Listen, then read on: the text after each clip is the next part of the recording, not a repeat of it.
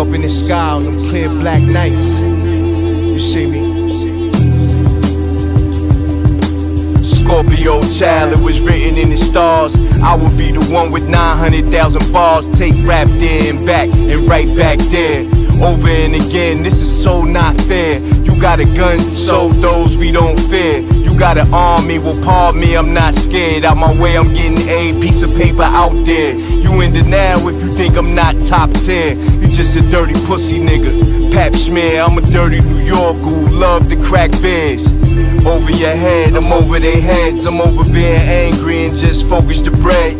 Magnify my brand, larger than life. That's how we living, like I'm fresh from 1,000 nights. In that prison box, hot pot, 5-minute rice. And I'm Germany, baiting, tossing the dice.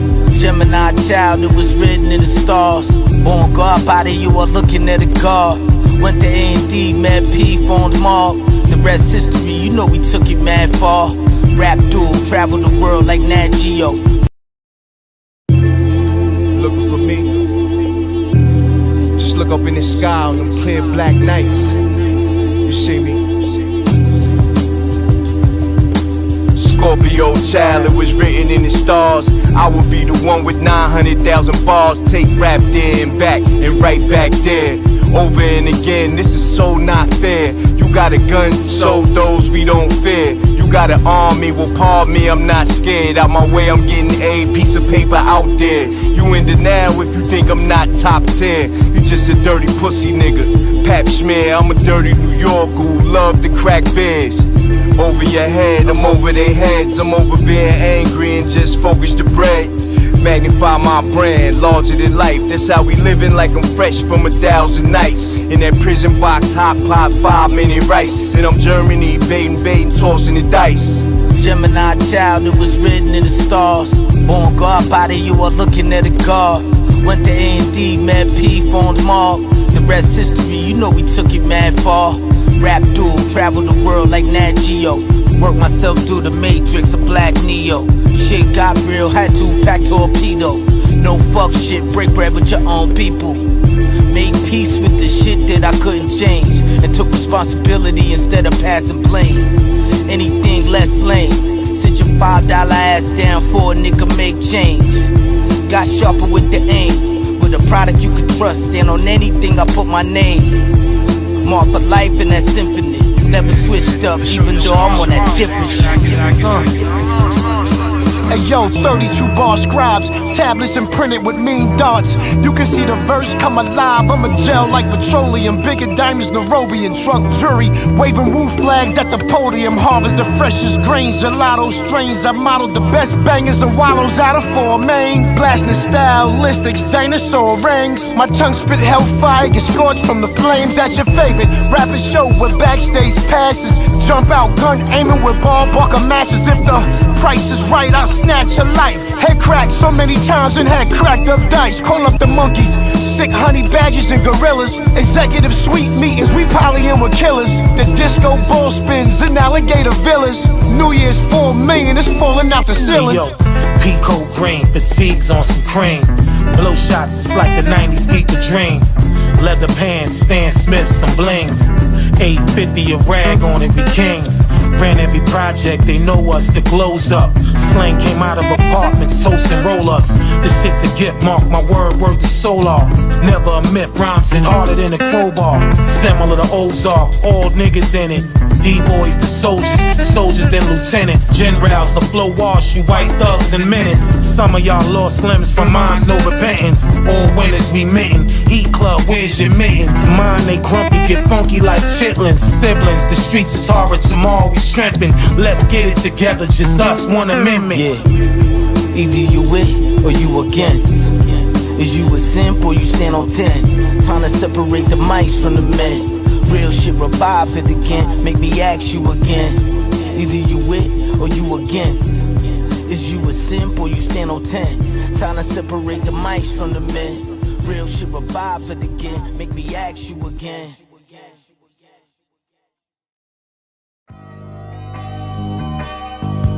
Yeah.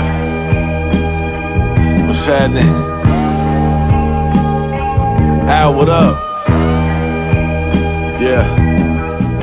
This the part of the album when you realize the outcome. The years of hard work plus the strategy can't be outdone. Stuck in the middle, had to exit like I was Malcolm. Most never thought I would do it. I made you proud, mom. Dumbfounded, I'm living proof. I hope they feel dumb, hating on somebody this thorough who only show love. Trying to find acceptance from family that never show up. I guess I found comfort with homies who chunk and throw up. To find out half of them turn on you once you blow up.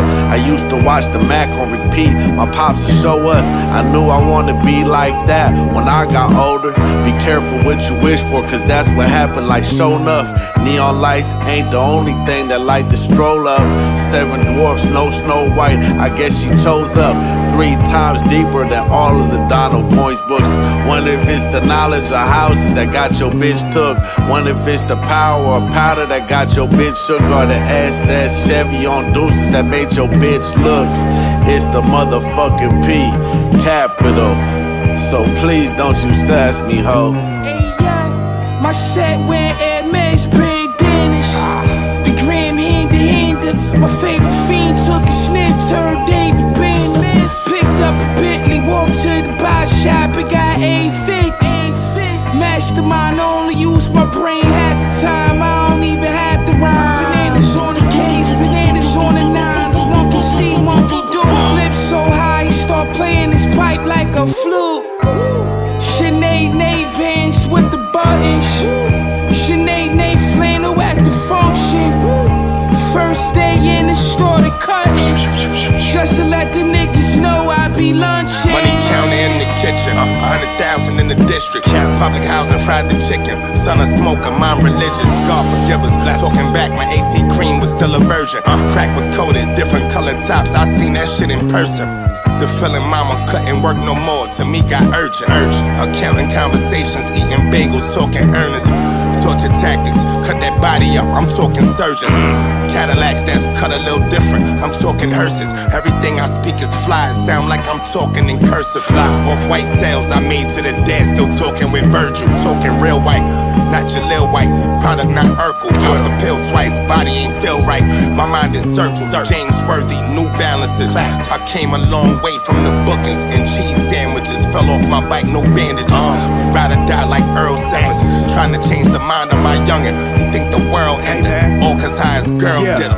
Iceberg soul, follow up after you read the chronicles. Got a thick yellow bone bitch arching her back like a McDonald's logo. And I'm loving it. Yo, if I don't get my dollars quick, I'ma go loco. Universal, no, I am no longer local. Been around the world, what's really good? Other than I am when I am in any hood. I can smell the ism from a mile away. I tried, told him, Jay, I'm worthy too. I've been ballin', sporting goggles, holding courts, draped in gold in great western form. A lot of niggas say I wish.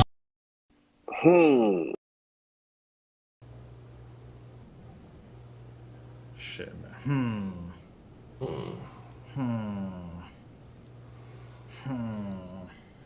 Nick Young looks like his favorite month is June. Welcome back to another episode of Show Your Work. Alrighty then. Okay. Oh, what made you come up with that verse? No, I just seen it. What made you come up with that verse, big dog? The union. I got Twitter on this other screen. I see they talking about the Sengun foul. What Sengun got ejected. Oh yeah, he was wilding for that. Come on, bro. I knew it was bad because I watched the clip and like you could see the Celtics bench like, huh? Did he just do that? Yeah. Come on, man. Don't call that lady a bitch, bro. She's just doing her job. Because you wouldn't go out your man. You wouldn't go out your way to call any other ref a bitch unless they was a woman. That's valid point. Yeah. He chose to call her a bitch. That means you had to go in your pocket and pull out bitch. Because this is a person, I never seen this nigga get ejected.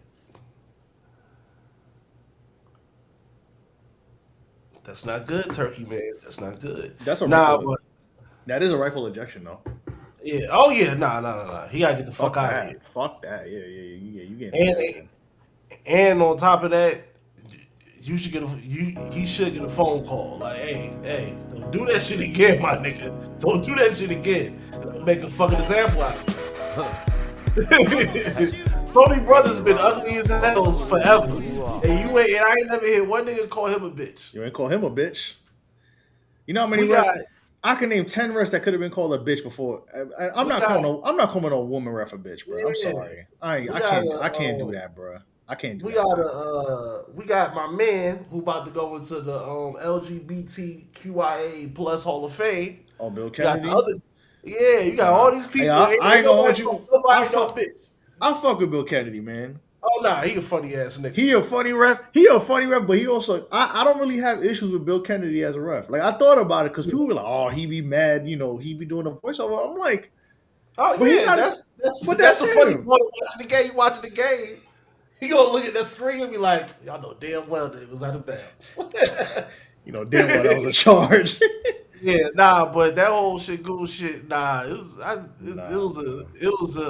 was a clip of the internet's favorite basketball show. Half in the basement. Skip Bayless's basement. What show was that? Nah, Gilbert. Oh, that bullshit. I ain't watching that bullshit, bro. I'm not listening. I'm not listening. I'm not. Never won 50 games in the season. Think about that. Wait, his team never won 50 in the season? The Wizards never won 50 games. Oh my god! You see, Winston. You know, Winston. You know what? Let's fuck it. Come on, let's come on. I'm gonna look at this basketball. That shit's so crazy. Yeah, niggas forget. They might have won 48 games. That was like back in nigga. That was back when our fathers was our age, nigga. That was back when we were chasing our daddies around. Listen, man. Welcome to Show Your Work Network. It is yours truly. Yes, you see what's going on. We out here doing the work early. We're doing the work early. We ain't even doing fuck the intro. Cold open. Let's do the knowledge here, man. It's been a Life week. Good. Work has been hard. Man, this week I got so many things to say about work, but the fact that we are dealing with a terrible job crisis with work, and there's a lot of recession indicators. I'm gonna keep my mouth shut because I really need to keep my job, especially in this time. This is the year that we got. This is the year you got to hold on tight. Hold on, had that resume ready, but hold on tight too. Oh yeah, that's too. Nah. Keep that resume circulating. Let the resume circulate. Listen to Billy Paul. But yeah, them niggas ain't never won. Niggas ain't never won 50 games. Let's see. It's some teams that never won 50 games. Gilbert Arena. You know what? Let's do this. Hold on. Let me do something. This nigga told Antoine Jameson and Karan Butler we gonna run the 1-4 flat, and Eddie Jordan allowed them to run the 1-4 flat. Eddie Jordan. That's a name. With 42 games. Eddie Jordan. Of course, shout out to everybody tapping in, like, share, and subscribe. We had a little bit of an impromptu cold open session, but we are here. We're live. Yeah. That's what happens when you just start right off, man. You see some shit that you don't like. Yeah, it just disgusts you. It fucks your day up. Now y'all know how I feel. In different degrees of separation, but shout out to Larry. Larry again is live on location. The busiest man in Memphis right now. The busiest DJ in Memphis. You know what I'm saying? Fucking Larry turned into fucking a promoter and a DJ overnight. You know what I'm saying? But I love it though. That I respect it. He is actually working. He is doing the job.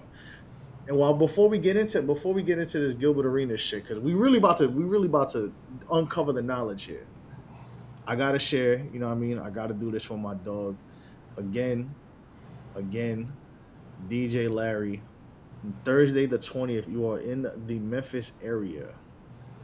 If you are in the Memphis area, yes. Tap in real quick. Hold on. Let me put that on the Summer Jam. Have a grand old time. You see the bar DKDC, not the Aquarius. You know what I mean?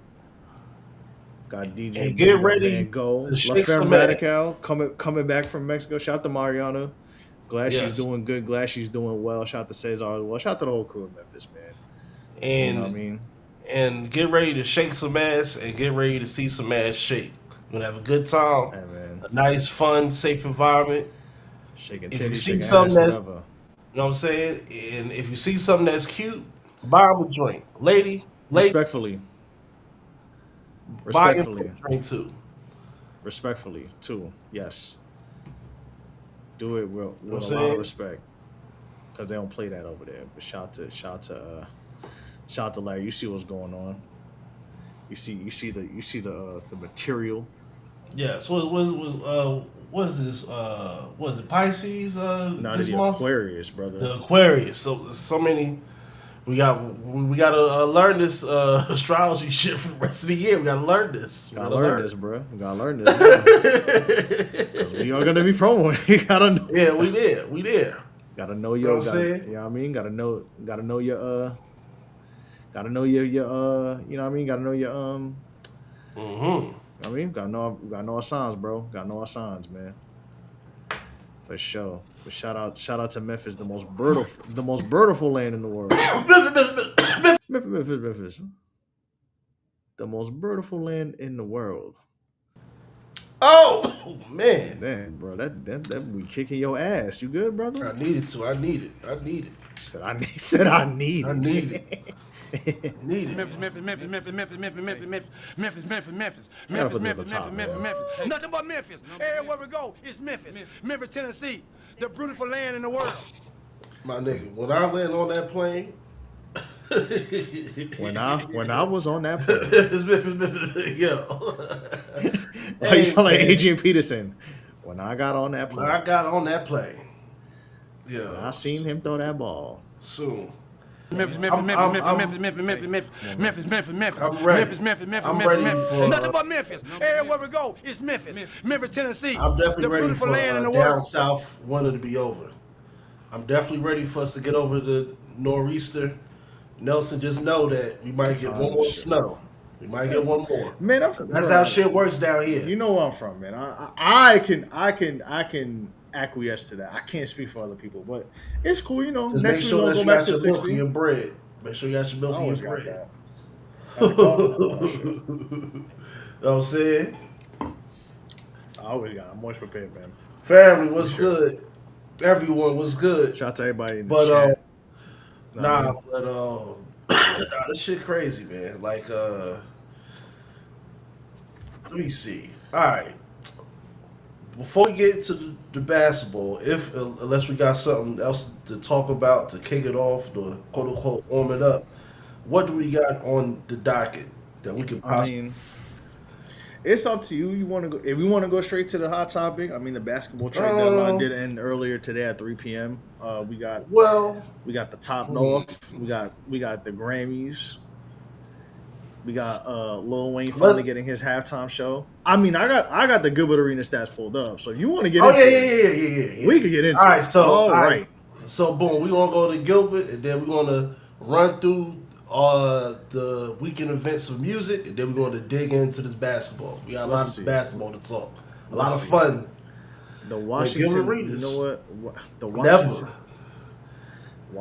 Chris Webber never got 50 wins in Washington. Juwan Howard never got 50 wins in Washington. You know, fucking Rod Strickland. I'm gonna keep naming some niggas. What's that nigga that Jay-Z made that this? That's my nigga LeBron. What's the nigga? Deshaun Stevenson. Deshaun Stevenson never got 50 wins in Washington. Bro, they have one, two. I'm looking at it right now. You know what? John Wall never got. John Wall never Bradley Beal never got 50 wins in Washington. I'm trying to see how many years did Gilbert Arenas play for the Washington Wizards. I'm gonna go back to the old. For the Wizards? Maybe. Oh, I got you. 2003, 2004 to 2010, 2011. Okay, cool. So it was like 04 to 010, 11? Yeah. Okay. Yeah. Bullshit. Yo, how many all-stars this nigga make? I'll tell you right now. Give me a second. You made like 4. You had to make like Gilbert maybe 4. Arenas made 3 All-Stars. Hold on, let me share the screen real quick. Fuck it, we gonna go into the Gilbert Arenas. And as you pull that up in the comments, let me know who is better than Gilbert Arenas. Is Devin Booker better than Gilbert Arenas? He's a better human being. Might be a better basketball player too. That's what I'm saying. Is he a better basketball? Hey, hold on. Devin Booker made the Let us know. Devin Booker made the finals. That's what I'm saying. Comments. Let's talk about it. Let's talk about it. Let's really talk about this shit. Hold on, I got you. All right, nigga. So you see a lot of Washington Bullets there, right? Is Elton Brand better than 2000? Okay, so we're looking at 2003 through 2011, 2003, 2004, 25 and 57. Go back further. Go back to the dawn of history. Oh, the dawn of history? Okay. You got 251 seasons as the Bullets. There you go. Okay. There you go. I think the Stars signal. I'm pretty sure the Stars signal playoff bids. Okay, they made the playoffs. Okay. So 68 through 69 as the Baltimore Bullets. They won 57 and 25. That's another city, another name, another swag. That's a whole nother vibe. That's the St. Louis Spirits, my nigga. West St. Louis Spirits. 1970, 69 to 70, the Baltimore Bullets. They went 50 and 32. Okay. Then 72-73, they went 52 and 30. 74-75, they went 60 and 22. Okay. The year after, they won the NBA Finals with a 44 and 38 record. Yep, that was nasty. Shout out to West Sunset. Shout out to Alvin Hayes. 54 and 28. So that's that first 51 season in Washington. The next 50-win season, 78-79. Look, y'all. Let me get out of this. So we could get the look, hold on. 78-79? Right? Yeah. Well, I was right. Look. You see that 54 right there, right? So Jay was around, so that's let's scroll up. Hold on. Look at that. Do you see a 50 there? Oh, hell no. I know I don't see no 50. I don't think so. It's over after that. 49. Think about all the niggas. Think about all the niggas that was on the teams. 2016, 2017 was the last. Washington was the closest the Wizards got to 50 wins. My fault. I had to fix this seat. And that was the Scott Brooks coach Washington Wizards. Ron, look at them records. Look at the records, Ron. I will put 50. I will put 50 in the column. Look, you see what a 50 says. 6 out of 7, bro. Next time a Wizard talk that shit, like, come on, look at the 50s, bro. Bro, they have not won a 50. They have not had a 51 season since 1979, bro. It has been nearly 50 years. Richard Jefferson never won 50 games over there.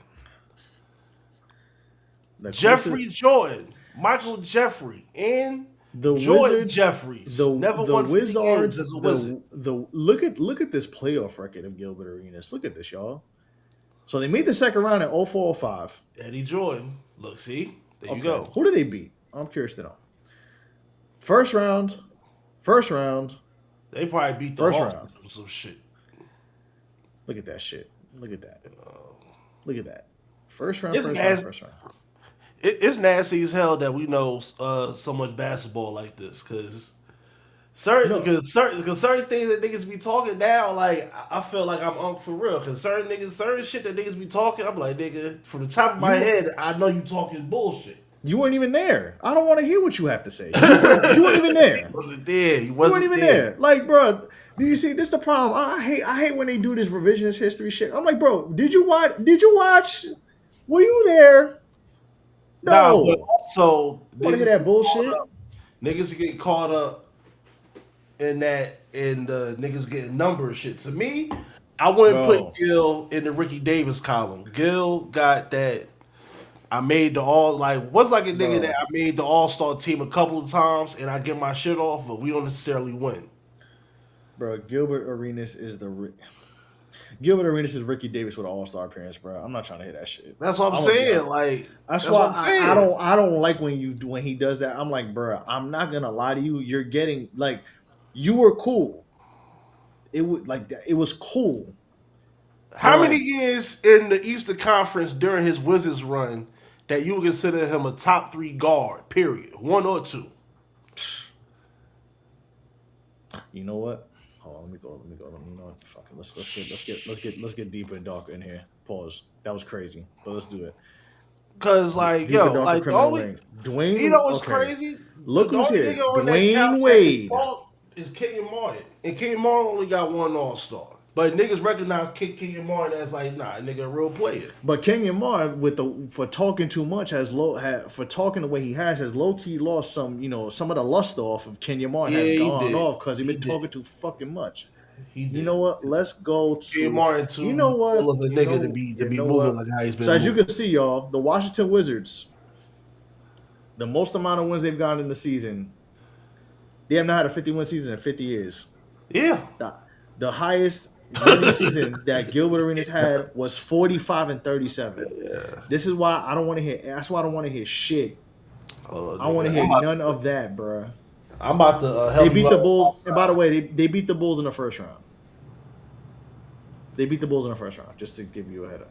I mean, okay, 29. He had 29.3. Okay, this is 1 year you can argue. 05, 06, you can, these 3 years right here. These are the 3 years. He was an All-Star, third-team NBA All-Star. Okay. You see, I'm looking at him right now. Let me share this tab real quick. I'm gonna share because I don't care about the Wizards right now. The Sacramento Kings had 61 wins in 2002, bro. Look at the 3 years right here. Look, okay, 18.3, okay, 19.6, okay. This is it right here. He had 22.6, and then I don't know what happened. I think that was he got caught with the That was it. Thank you for your time. That's the 3 peak years right here. 25.3, 25, and let's check. Okay, 2004 to 2000. You know what? Let's not even do that. Let's go to. I'm trying to see if I can find the best. Hold on. Let's see. I'm gonna do some.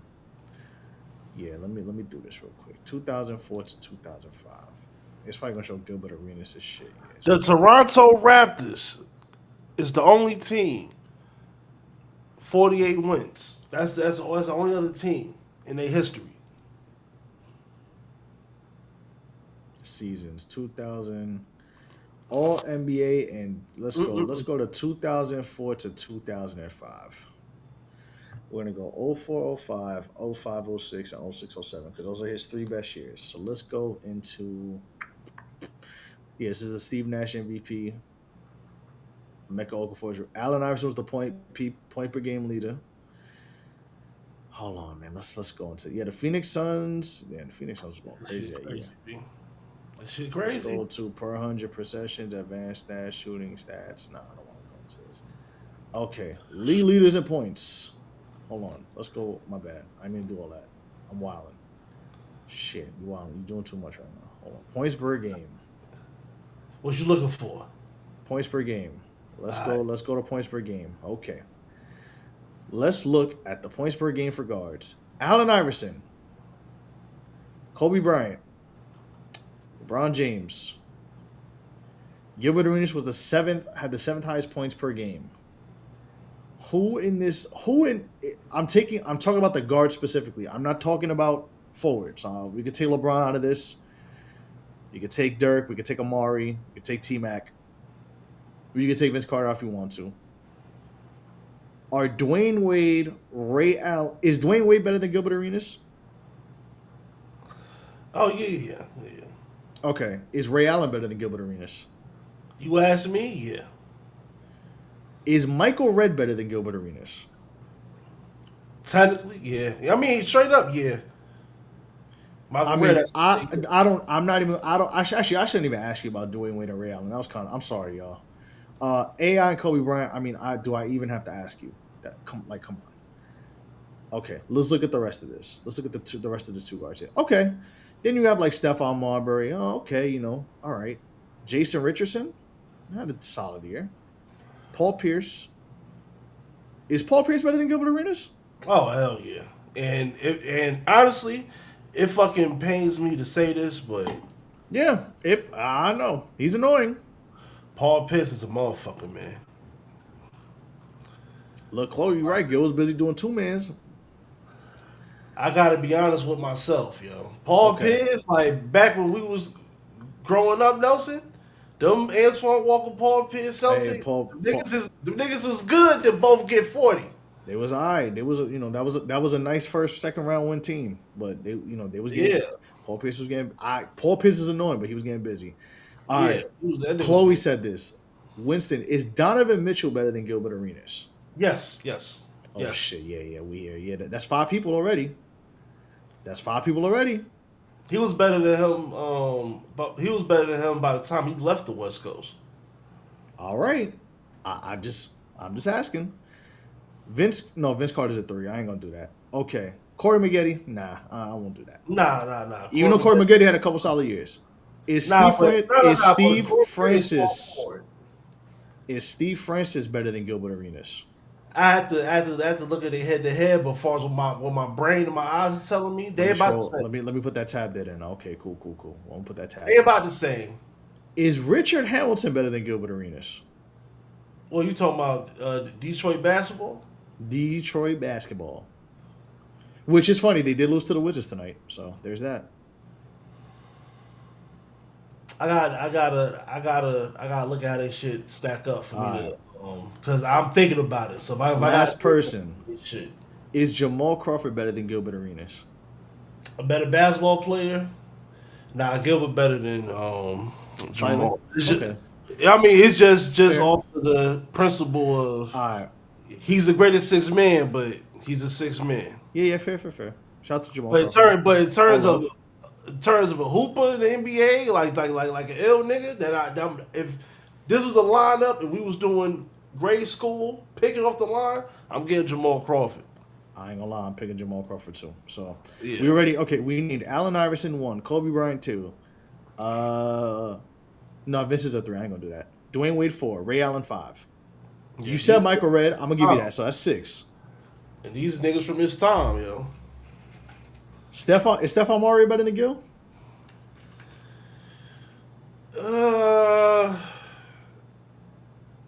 Stephon Marbury was more of a point guard. Okay. Not busy. Okay. So I would give him the edge, but that's just me. Yeah, I mean, like far as like we'll open that tab. Like far as like it would only go either way with Starberry due to the fact that he can actually win games and more dynamic outside of scoring. Okay. Paul Pierce, I'll table Steph. So we got 1, 2, 3, 4, 5. We'll table this one. Paul Pierce, yes, 7. Steve Francis, you said yes? I had to look at that one. Okay, so we named 7 already. And we have Richard Hamilton, Steve Francis, and Stephon Marbury as the table. Steve Francis' time was shorter than what niggas like in terms of him of being a top 5 shooting guard in the West. His time was short. If you think about it, he might have had 3-4 years. Okay, so what we're gonna do is does Landa basketball? What's the one that does the comparison? Is it Basketball Reference? I think Basketball Reference. I believe Basketball Reference. Let's see.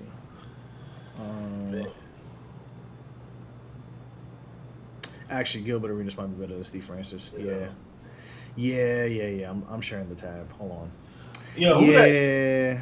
Oh yeah, no, that's what I'm saying. Like, yeah, Francis' time wasn't good. Like, Gilbert Arenas' time on top was short, but Steve Francis' time on top was kind of short as well. Yeah. Steve Francis didn't make it all the way through Yao Ming. They had to bring in T-Mac. Yeah, Gil was. Him and Mobley brought them to Yao Ming. They're a little equal in certain things, but Gilbert Arenas did make a All NBA team. Yeah, that's the thing. Yeah, there's some little things here. They have the same amount of 3 All-Star games. Steve Francis only played in one playoff. Oh, that's bad. Yeah, that's nasty. Yeah, that's what I'm saying. Like they had to get the Yao Ming. They had to get the Yao Ming somehow. Yeah. And that was a team that nigga. It was only him and Gatino Mobley, and that was back when niggas was big in the NBA. You had to be a nigga. You had to be a strong motherfucker. You had to be a big dog. Michael Red's best season was 25.4 points per game. Let's see, Mike Gilbert Arenas versus Michael Red. Gilbert might have, but I don't know. Michael Red got accolades. Like Michael Red NBA shit. He got good time. He put in enough time in the NBA. The way where his shit should stack up before he got fucked up. Yeah, let's see Gilbert Arenas versus Michael Red. All right. Yeah, Michael Red only got 1 All-Star. Yo. See, he only got 1 All-Stars, yeah. They're actually a little bit closer. 20.7. That's what I'm saying. Because you got to think. Steals. Michael Red got more points.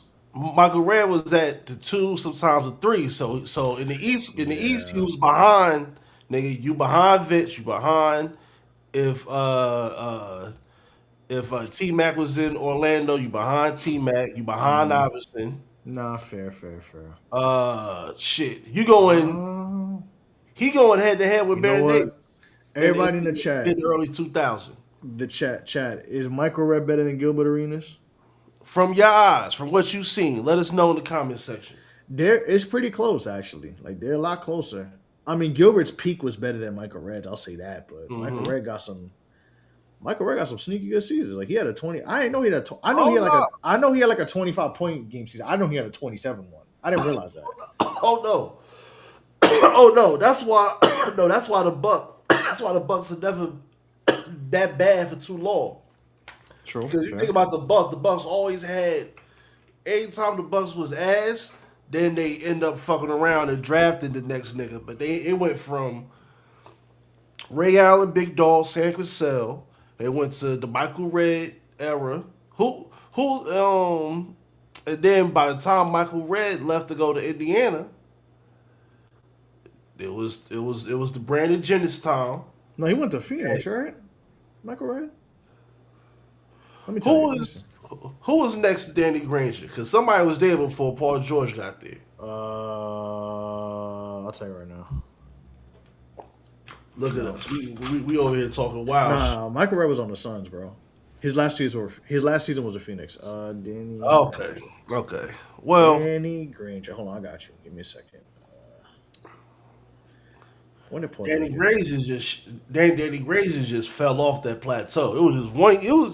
It was some years where niggas like 2 years ago, certain niggas was nice, and then they just dropped. So 2010, 2011. So let's see, 2009, 10 Indiana Pacers. And this how y'all know we had a shit week because we over here talking our ass off. 2009, 2010 Indiana Pacers. Who was the star? Ugh. They had T.J. Ford, Luther Head, Dante Jones, Brandon Rush. Yep. Oh, damn. Well, yeah, Paul George was a smart pick. Yep, I'll give him that much. And the thing, wasn't Paul George supposed to be Kawhi Leonard? Or some shit like that? Yes, they traded Paul. Yeah, Indiana drafted Kawhi Leonard. They traded him to San Antonio. Yeah. But yeah, that's Gilbert Arenas and Michael Red. Who was the other one? Oh, Gilbert and Steph. Hold on, give me a second. Yeah. Let's see. I'm gonna go back to this tab. Gilbert Arenas versus. Hey, you know what? Fuck it.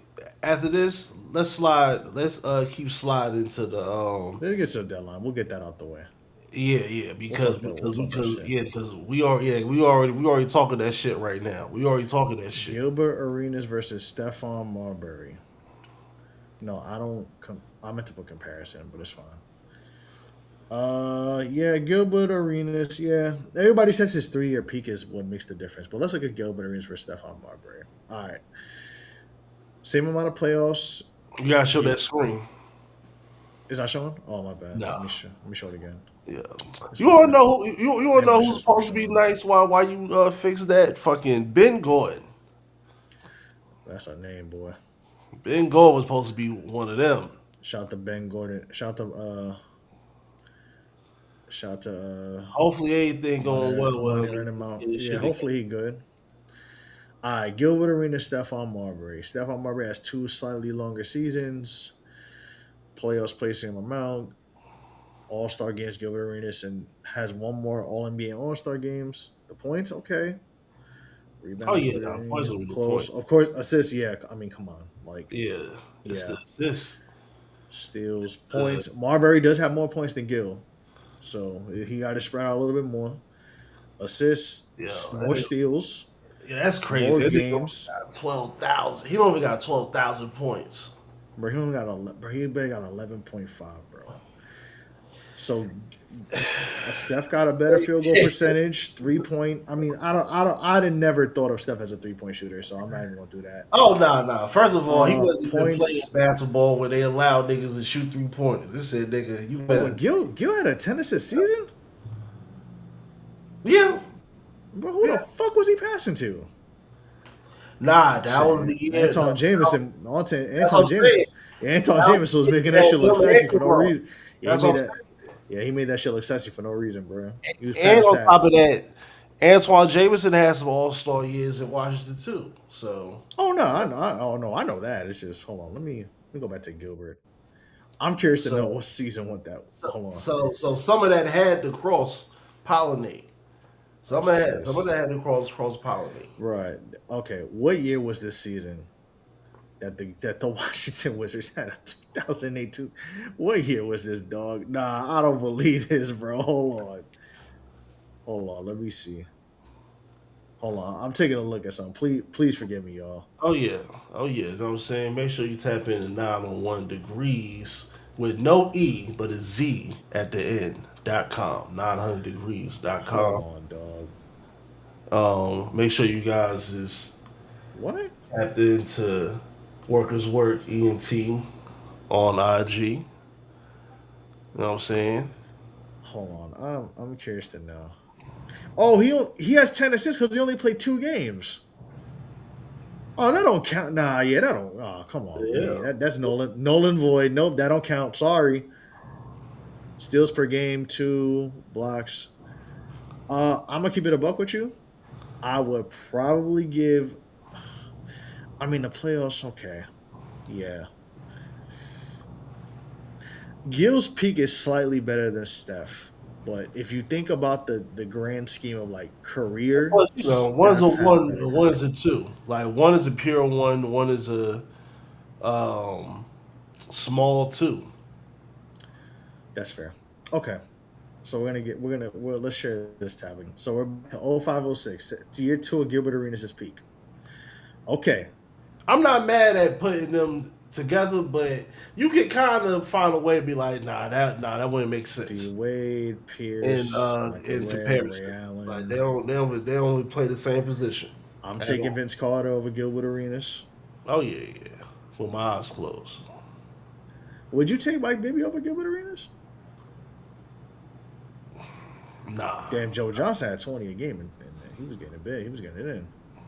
Oh, yeah, nah. I'll take Joe Johnson over a lot of motherfuckers. He's there you go. 6'8". Hey, bro. Do something with Joe Johnson. There you go. That's another one. Joe Johnson. Chauncey Billups still had a decent season. All right. I mean, would you take Baron Davis over Gilbert Arenas? There's Ben Gordon right there. That was rookie year. So Gilbert Arenas was 4th in scoring this year. This is his peak year, I think. I think this is the 29-point year. Yep. This is his peak. So you got 1, 2, you got 4 people. He was number 5. And then you still have Ray Allen and Michael Redd still right there.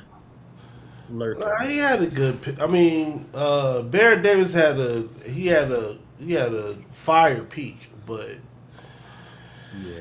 yeah, you know, I don't know. Let's look at 06 and 07.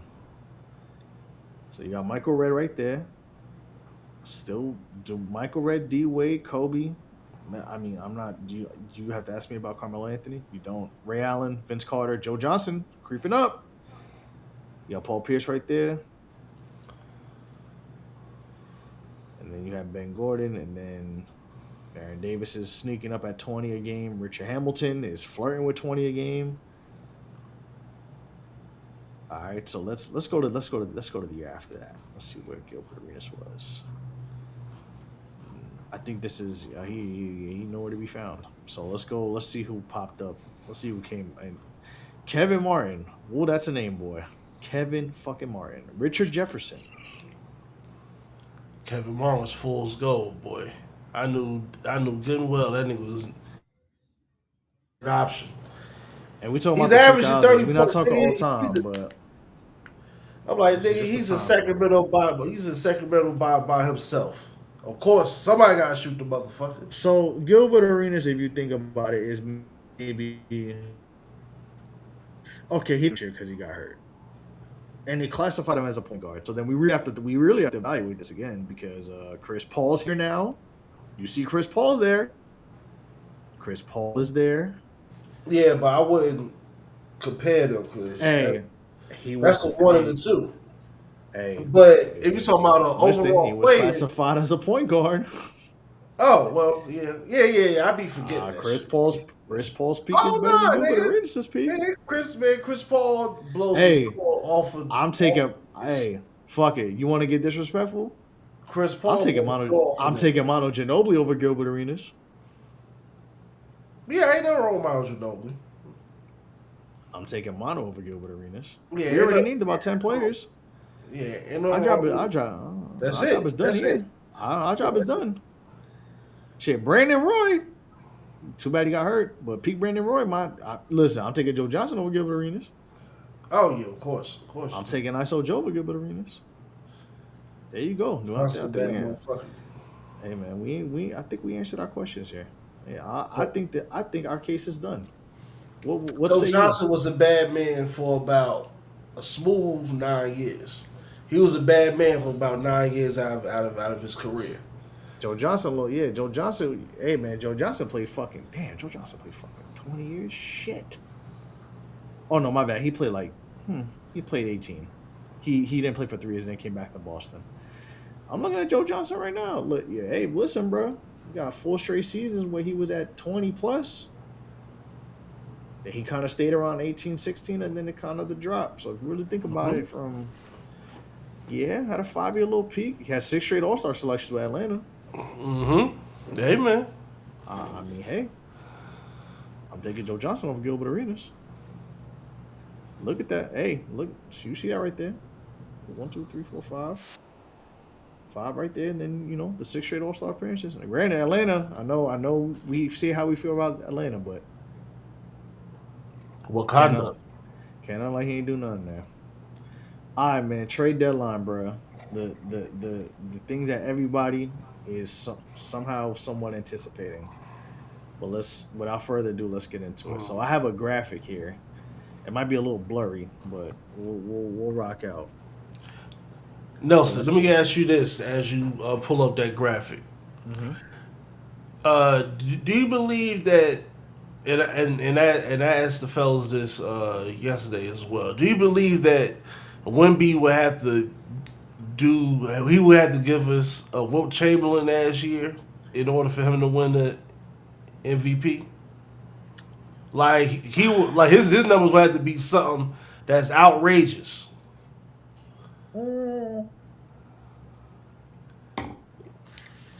It don't have to be like a Jokic type year. Nah, it has to be like a 1 seed. Yeah, he gotta have he gotta have like a 28 fucking 12. Nah, he need. I'm not gonna hold. And they gotta be a good team. They can't be lower than a 2 seed. Oh they may no, have to be a 1 seed. Wemby got for him to get an MVP. He gotta be averaging what Shea averaging. Plus, he gotta have like between 12 to 14 boards. Plus, he got to be averaging like 4 blocks a game. Plus, he got to have like 5 and he got to do some shit that niggas haven't never seen before. And he would still have to make the criteria. So that means you got to think for him in particular. Cause I'm thinking, Earl's prophecy is not going to end with the foreign MVPs. But I'm thinking, in order for him to get his, he gonna have to have some numbers we never seen before, like with our modern eyes. But I don't know. Just a thought. Fairs. Just a thought. Fairs. Let me just see here. Because, Jokic is still going to pull up the Jokic numbers. Shea going to still give you wild numbers. And as of right now, continue to be top 3 finishing record in the NBA. Top 2 record in the West. And I'm a guaranteed FanDuel. A bad night for Shea is him getting 25 points. That's where they at with it right now. And Giannis still going to average some crazy ass double number. And he'll fuck around and play more games than most. So you got that gumbo right now. So in order for Wemby or any American player to break that, you got to Ant could do it if he averaged 30. He'll have to average 30 plus some shit. And he has to finish with the number 1 seed. Yeah, I would agree. He gotta damn near have an out of body experience. Yeah, like certain people, they gotta do something crazy. No, for sure. All right. We NBA trade deadline. Shout out to Automatic NBA for this instead of me having to go searching for everything. Look at this graphic. It was fire. We're going by team. So the Atlanta Hawks, some stuff we obviously know happened before the deadline today. Of course, the deadline was today, Thursday, February 5th at 3 p.m. So these are the moves that happened, all trades. So Atlanta Hawks, of course, we know they traded Trae Young for CJ McCollum and Corey Kispert. They traded Vic Krejci to the Blazers for, I think his name is Job Reith. I think that's how you pronounce it. And 2 second rounders. Now Reith did get he got waived today. Because I think he's hurt out for the season. So, acquired Jock Landale for cash. They traded Kristaps Porzingis for Jonathan Kuminga and Buddy Hield, and then they traded Luke Kennard to the Lakers for Gabe Vincent and a 2nd-round pick. How do you feel about that Kristaps Porzingis for Jonathan Kuminga and Buddy Hield trade? Overall, I'm gonna keep it nice and clean for you. Hold on one second. Uh-huh. Me. All right. I'll tell you, hey, but the Hawks I haven't watched that many Hawks games this season, but the young boy that basically took Trae Young's spot, Jalen Johnson. He must have shown them enough. Yeah, he cold. Okay. Much as I laugh about the Hawks, he nice. I mean, the writing was on the wall when Trae Young was not playing in games and he was showing and they were winning. So yeah, Buddy Hield is a good veteran guard specialist. It's always good to have a veteran that's an active specialist on your roster in today's NBA. Jonathan Kuminga, hey, it's your time. People are in your favor. Hey man, you are in a favor. You're honestly, as much as we laugh at the Hawks. And I laugh about the Hawks because they use the New York tax on their relevance for a couple years with Trae Young. Hey, you could have gone to a worse team. You could have went to Brooklyn. They could have traded you to Sacramento. But the Hawks is a good young team. The Hawks is a decent team. Like you're in the play-in. You're in a play-in every year because they, of course they are the play-in. That is the pariahs of the play-in, man. The flag bearers. You know what I mean? Yeah. They're in the play-in, so they're competing for a spot every year. You're on a young team that has a bunch of young good pieces. Like we said, you got Jalen Johnson there. You got Okongwu there. You got a couple guys there. So if I'm Jonathan Kuminga, I'm not gonna lie, Jonathan Kuminga should have a nice breath of should take a deep breath and be like, you know what? At least I'm not in Brooklyn. Oh man, listen, Jonathan. At least I'm not in. I'm not in Brooklyn. I'm not with the Bulls. I'm not with the Kings. I'm not in no other terrible franchise. And the Hawks. And you in the Eastern Conference, and you had a team where you can make it your own. You can get in good because you already know what it takes to win. You've been around winners, so they're gonna expect that to rub off. But honestly, out, like, you know what I mean? For the rest of the season, Jonathan Kuminga, nigga, give me 25 points for the rest of the season, nigga. Show me something. Because as far as a team, and then this is where I'm gonna stop my portion. The Hawks is 3 years away from being a perennial home first round playoff team. You've been saying that for 5 years, but I'll give you that though. I'll let you live. It ain't what you said. This roster, how it was mixed together. We're combining the jokes with the facts, but go ahead. Oh yeah, of course. No, I'm saying, but this roster mixed together, and the youth and everybody of the right age, the right people at the right age.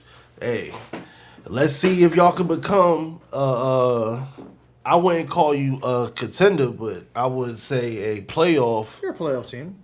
Home team. You can start off at home, not in the play-in. At home.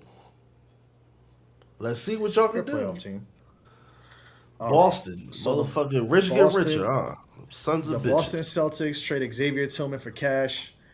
They traded Chris Boucher and Josh Minott. Josh Minott went to Brooklyn. Chris Boucher went to the Utah Jazz and got waived. Xavier Tillman, I think, went to Charlotte. Yep, he went to Charlotte for cash. Yeah, he went to Charlotte. And then they traded Anthony Simons and a second-round pick for Nikola Vucevic and a second-round pick.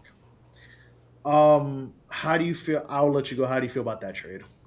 Hey, if I'm any NBA team, if I was looking for that type of player, if I wasn't getting Sabonis, I would want to have Vucevic. Vucci?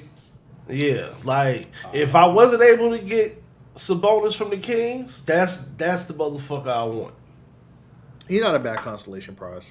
Hell no. And like he's a good third, fourth fiddle to what the motherfuckers got going on. Yeah. Fucking Celtics. I'll say this about the Celtics. While I was like, fuck, damn, like they got Vooch as a Knicks fan. I will say this though, and this is a weird complex that the Celtics are gonna have.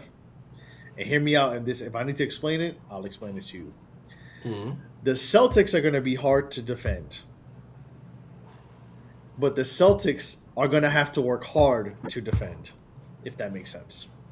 Oh yeah. Because I'm not gonna lie, I understand people's reaction to this trade, but people were talking about this dude is like they acted like the Celtics got Nikola Jokic, bro. I'm like, dog, Nikola Vucevic, while he be putting up them numbers, when it comes time to put the numbers up, that boy be disappearing. I have seen it. Oh, I mean, but Vucevic can play his ass off on offense, but when it comes time to play defense, oh yeah, well yeah, but in the playoffs, that's what I'm saying. Like, he getting cooked, bro. He's getting picked on. Him at his best on that team right now, they want a more consistent and more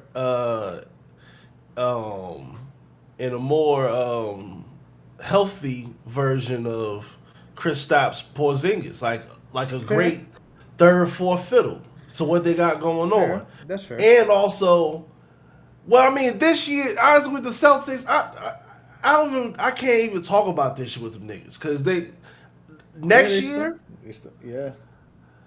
I don't like next year. The only person that's going to be on that starting lineup that you know is going to be able to play defense to start the year is Jaylen Brown. Because we don't know what we're going to get from Jason Tatum the first half of the year. Yeah. Like, far as like how comfortable he'll feel. Because Jason Tatum, he plays defense, but hey, my nigga. he snapped that shit, nigga. He snapped that motherfucker. He did snap that. Yeah, he did snap that. So you can still play your game, but that changes how you play your game. So that's gonna be the only niggas gonna be on that. That's gonna be on that starting lineup playing. That that's gonna be playing defense. That's actually playing defense because like interesting. The rest of that team, like Payne Pritchard, I ain't scared of Payne Pritchard on defense. Derek White, okay. Jason Tatum can move his feet. Vooch be getting cooked on defense. Jaylen Brown can play some defense. I'm looking at the rest of their roster. Sam Hauser, what? He's white and shoots threes. That's all you got to know. Yeah. Luka Garza, okay, he's white and tall. Like all them dudes just white and tall, bro. So they got a lot of team defense guys that scream help this. Like they got a lot of chatter. They don't have a POA defender. Nah, you got Jaylen Brown. That's it. Yeah, a lot of as of right now. If God bless Jason Tatum come back at 90%, then you got two niggas. Then you back to where you was. I do have a theory about Jason Tatum too. Why he is probably not gonna play this year. Oh hell no, he shouldn't play. No, I'm gonna tell you why. Talk to him.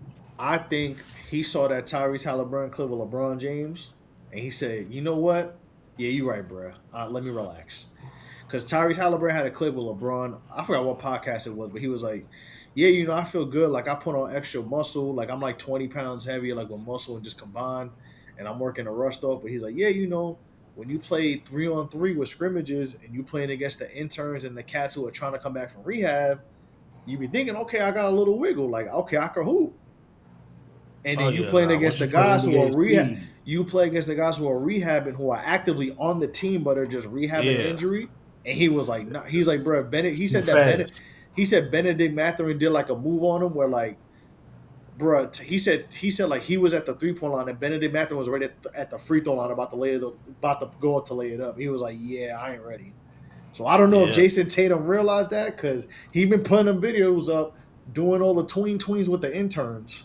Yeah, that's just shooting and the medical staff. And I'm like, a lot of people don't realize, bro. Game shape conditioning could be cool, but your game shape is different than And also, Anthony Melton, you are ass. You just smoked. And also, Jason Tatum is an 8+ rebound person. Yeah.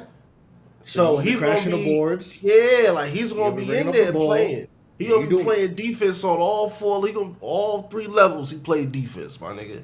Yeah. So Tatum does a lot of. He has to be ready. Yeah, he has to be physically fit, like you said, to be ready to play NBA speed. Yeah, that game rust is different for sure. Take the summer to go play with your niggas and get ready. That's all you can do. Yeah, because people like he's coming back. I'm like, bro, no way. Because you can like I said, you can warm up all you want. You can feel ready to go, but when it comes that time, like that, it's time to you know what I mean. It's time to hoop. That game rust is different because you got to keep playing. Then you have to also. Then go ahead. The stop and start, the stopping and starting from fouls, and then you're about to play, then you stop playing, then you sub out, then you got to sit. Like there's so much stop, start, aside from actually game speed playing, that game rust is no joke, bro. And also just from a real team level, speaking objectively, you more of an illa nigga if you just let the niggas play. Like just be like, I'm there to support y'all, just play. Because those are the same people you're going to have to depend on at the start of the season. You're going to have to depend on Joe Buttonface. You're going to have to depend on Payton Pritchard to help you out on team defense. So let them niggas build up their confidence. Let them get to the first round, do they whatever. Yeah. And then just, like, if you really want to do something for real, because... Like we said, we really talking about next season. They ain't nothing talking about the Celtics for this season. They're gonna make the playoffs, but it ain't gonna shake. It ain't gonna shake. And actually, they may be doing a worse off job the further they get along in the playoffs. But that's just me thinking sick. We'll see. That sounds crazy, but that's just me just talking sick. But Boston Celtics, what do you do? Whoop-de-doo, exactly. Speaking of another whoop-de-doo team, Brooklyn Nets got Josh Minot from the Celtics. Got Ochai Abaji in a second-round pick. Traded a second-round pick for Hunter. Thank you. Second-round pick for Hunter Tyson and another second-round pick. And the last but not least, it went from ain't shit funny to that shit funny. Cam Thomas has been waived. That shit crazy. They cut his losses. I'm gonna be honest, bro. I hate being that guy. I don't like when black and brown folks lose their jobs. But Cam Thomas, you was talking too much shit, bro. But I think you wanted to leave with some shit, right? Bro, yeah, he was. Or he wanted to do like a buyout. He wanted to get traded. He was pounding along the sidelines because he was getting benched because they was getting cooked when he was on the court, even though he had 25 points and one assist. I mean, bro, you gotta understand what your role is, man. Yeah, everybody got gassed because when Kevin Durant, when James Harden was putting on fat suits and Kevin Durant was fucking not playing and Kyrie Irving broke his, Kyrie Irving said what he said about the, about the Yamins. I put that Amazon Prime link. He was averaging 20 points and it was losing games. And it was like, oh, he's the future. I said, hey, bro. Yeah. Your team is still ass. So we'll see what he goes. We'll see. Maybe he goes to a contender. He can just put some points on the board. But, I saw some delusional ass Knicks fans talking about again. I'm like, we have a better Cam Thomas at home. We have Jordan Clarkson if we need him to play. Like, what do you? Yeah. But then again, I remember people don't watch basketball. They just, they just tweet shit. They just tweet through it. Just tweet through it. Bro. I mean, all right. So I guess the only viable question is, well, I have one comment and one question. I don't know what the Nets going to do with them fucking picks, but y'all need to get your office together before y'all pursue them kids. Let me tell you something. The Brooklyn Nets don't know how to draft. Yeah, like that's the problem. You gotta know how to draft, nigga. You can't have all these picks and you don't know what the fuck you doing. That's why when people were doing the Knicks gave up 5 first-round picks. While I understand that, bro, I'd rather if as much as the draft picks thing is it turns into a dick swinging contest between who's smarter in basketball. My theory on it is if I'm trading picks, I'd rather trade picks to a team that doesn't know how to draft than give them to a team like a OKC who knows how to draft. That's why I wasn't as much. I was like, damn, that's 5 picks. I was like, you know what though? It's the Nets though. It's the Nets. It's the number one. It's the Nets. So I'ma laugh. Number 2, it's the Nets who don't know how to draft. If we really want to, if you want to get objective, know what they doing. It's a team that doesn't know how to draft. That's why, like, if you trade them to if you trade your picks to like the Bulls, or if you trade your picks to like the Kings, or if you trade your picks to like, I'm looking at the other teams on this graphic here, like really like the Bulls, the Kings, the Hornets. I don't know. Maybe the Rockets, like a team that doesn't really draft like that or doesn't have a good track record with drafting, I'm not that mad about it because it's like either they don't know how to draft or even worse, they get so gung-ho and happy about that they have a draft pick that they don't think, damn, maybe I should flip this draft pick again for something else. Like they don't think that far down the line. They're just so giddy about the draft pick that they just wasted on some bullshit. But yeah, Cam Thomas, good luck, man. That shit is funny. I'm sorry. You think ain't shit funny? No, that shit funny. That's my thoughts on the situation. Yeah. Charlotte Hornets. Let me ask you this. Let me ask you the last question. Yeah. If you're Cam Thomas agent, who are you calling to get him on? Because in reality, he should be like a gunner that comes off the bench. I mean, he could fit a team. You gotta see what team needs a bench scorer. He gonna have to take a minimum, bro. That whole trying to get a contract. No, that shit is a dub, brother. You got waived, brother. You got waived by the Brooklyn Nets. He should try this season to try to Still a ring. Honestly, maybe go he's to a contender. Maybe he could go to Golden State, be a bench scorer for them. Maybe a bench scorer for the Rockets. Even though the Rockets are okay, they really need a point guard more than anything. But they've done pretty well without that. Yeah, go be a bench scorer, get that minimum, dog, because you're not getting that contract that you waiting for. That is over. That is done, brother. Good luck. Okay. But anyway,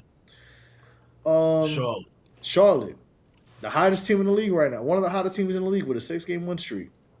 Good enough. Traded Colin Sexton, Ousmane Dieng, and second-round picks for Kobe White and Mike Conley, who Mike Conley did get waived by the Hornets, so that's going to be a name to watch on the buyout market. I can see Mike Conley being a Spur. Maybe. Mason Plumlee got traded. Let's see. Tyus Jones. They traded They got Tyus Jones. So there's that as well. You know what? Shout to Charlotte, man. If you can make the play-in, salute. If you are in contention for a play-in, salute. You've overachieved. I like to see that they're cooking. I like the Kobe White trade. The Kobe White trade is kind of like a, hey, we understand we are a team that's bubbling, but we want to be serious. Mm-hmm. So I don't mind the Kobe White trade. I think Kobe White's a better player than Colin Sexton. That's just me. But, well, hey man, they salute. They look all right. What is the future identity of this Hornets roster, and how long will it be before somebody makes an offer for LaMelo? I do not know yet. I think you have to give it a little bit more time. Yeah. Brandon Miller. They have some nice pieces. You got Khan. Yeah, you got Khan. You got Brandon Miller. You got Kobe White. You got LaMelo. You got Miles. Miles Bridges is now their oldest player. Miles Bridges is now their oldest player at the age of 27. So they're a young team that could make some noise, but I think you got to see how the season goes before anything, because they could deal LaMelo while the iron's hot if they happen to have a high stock season.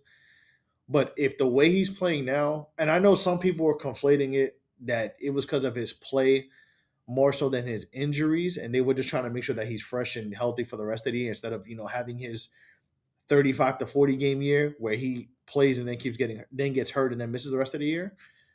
We'll see what happens after the season. I think I will let the season play out before anything happens with LaMelo if they decide to move forward. But if it's a situation where he's playing 30 to 35 minutes and they're playing as good as they are and they're competitive, I think they stick the course. Maybe try to get a good vet.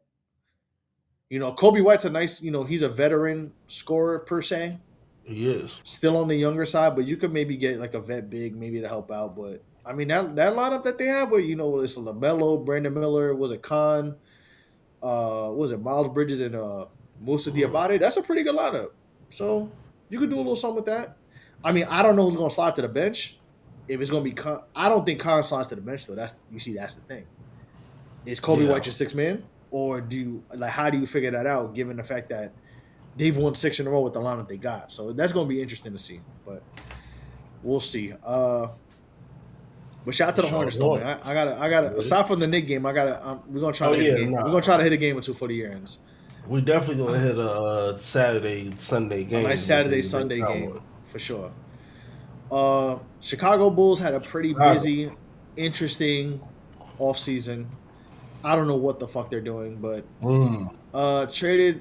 So they traded Kevin Huerter and Dario Saric and got Jaden Ivey and Mike Conley back. Again, Mike Conley went to Charlotte in the Kobe White trade. Waived Javon Carter. They got Anthony Simons for Nikola Vucevic. Io DeSumo and Julian Phillips got traded for Rob Dillingham, Leonard Miller, and 4 second-round picks. They got Nick Richards, and then they also got Gershon Yabusele from the Knicks, who was traded for Dalen Terry, which we'll get into later on. They have a lot of guards on this team. You got Yabusele, who I'll get into more of him with the Knicks because I think it's interesting how the Knicks were able to get that contract off. I don't know what the fuck the Bulls are doing. They have like 8 guards. Their GM is talking about playing is not the goal. We want to win a championship, but like you have 8 guards on your team. I don't know what they're doing.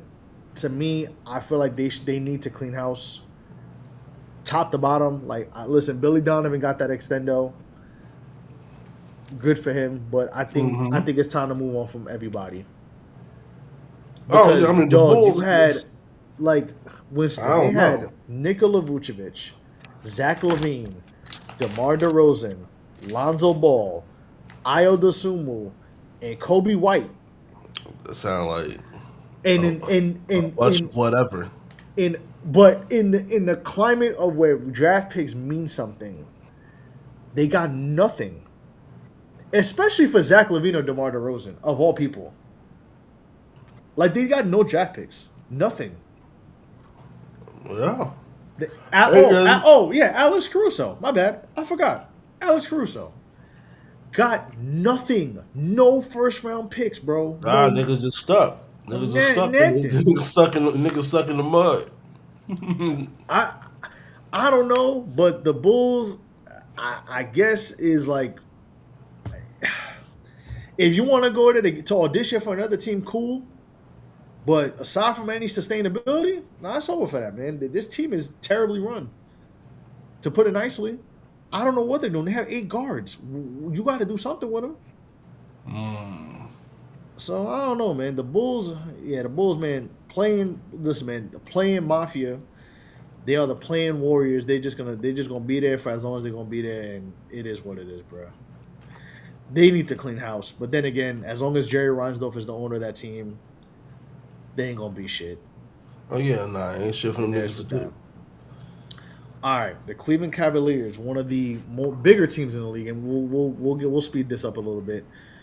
They traded DeAndre Hunter for Keon Ellis and Dennis Schroeder, traded Darius Garland in the second round pick for James Harden, and traded Lonzo Ball to the Utah Jazz. Lonzo Ball is gonna get waived, I think, if I recall correctly, so he will be a buyout candidate. And then you got Luke Travers and Chris Livingston. What is your thoughts about the Darius Garland James Harden trade?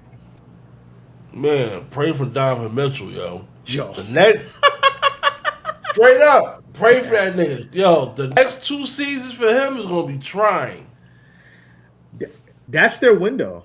This is it. If you don't do anything, if the Cavs don't do anything in the next 2 to 3 years, it is time to blow that team up. Donovan Mitchell has signed that extension. He could leave. I will not be surprised if Donovan Mitchell decides to pull out of his contract and do the whole, oh man, New York was my original destination. I want to go there situation. The jury's out on that depending on how the Knicks play. Or what happens with the Knicks the next 2 to 3 years. But this James Harden move is a very do or die. You have to win in 2 to 3 years, or else it's not even for that. Them niggas is planning for next year. Them niggas saying next year gonna be. What's next year, dog? Listen, I told niggas where that nigga was gonna end up years ago. Like that nigga going back to Cleveland. Who? Tell him. The witnessee of the witnesses, LeBron James. King LeBron James. He gonna go back. Dan Gilbert gonna give him enough of a slice on the back end, and that's gonna be it. He be like, listen, if you want this team, I can't pay you all the shit I want to pay you, but let's do a back end. And then LeBron gonna spin this into getting like a Jay-Z slice of the Cavaliers, and that's where he gonna start from. I guess, bro. And that's where he gonna start his post LeBron enterprise shit. I guess, man. All right. But but that nigga. I mean, but now, Now the second part is we gotta fucking hear niggas lie to us on television about a contender or are they? I don't want to hear shit them niggas. Y'all ain't been talking about them niggas. I don't want to hear about them niggas. And I mean, to be honest, all right. Let's talk about Darius Garland and Donovan Mitchell for a minute. Let's be brief so we can move on. But I feel. Oh yeah. Like for the past 2-3 seasons, Nelson. Really, since some niggas been together, every season you hear about it started with them having a one-on-one conversation. Yeah. My nigga, why y'all having a conversation Nah, that's crazy. Yeah, you gotta restructure that. Oh yeah. Also, and Darius Garland though, bro. Darius Garland got Deion Sanders toes or something, bro. He got to get that shit together, bro. Because I joke on Darius Garland because I'm a Knicks fan and that's just what we do. He shot on April 21st. He shot 4 for 21, which was fitting. But when right, he could do something. But I mean, with the Clippers, I think with the Clip, it's shocking. Just given the fact that they won 16 out of their last 20, they're in contention for a play-in spot. One of those teams, like I don't know, the Warriors are fighting for their lives right now, where they can strike with the Iron Tide. When the Iron Tide, if the Warriors happen to go on a losing streak, there's something there, but the team is getting older. Harden wasn't getting that extension. He wanted out, and This one is probably the most shocking of his request, even though he said he didn't request a trade. And to be honest, given your reputation that precedes you, I don't know about that. Not at all. Because this is the same man who once said Daryl Morey is a liar. He's a liar. And put on a fat suit. And put on a fat suit. I don't fuck with James Harden. Yo, what's James Harden's best trade exit? I think Daryl Morey is a liar is the best one. Yeah, Daryl Morey is a liar, some wild shit. Bro, he said Daryl Morey. Yo, but Winston, the thing is, you gotta remember, he said Daryl Morey is a liar to some Chinese kids, bro. Them motherfuckers don't know no English.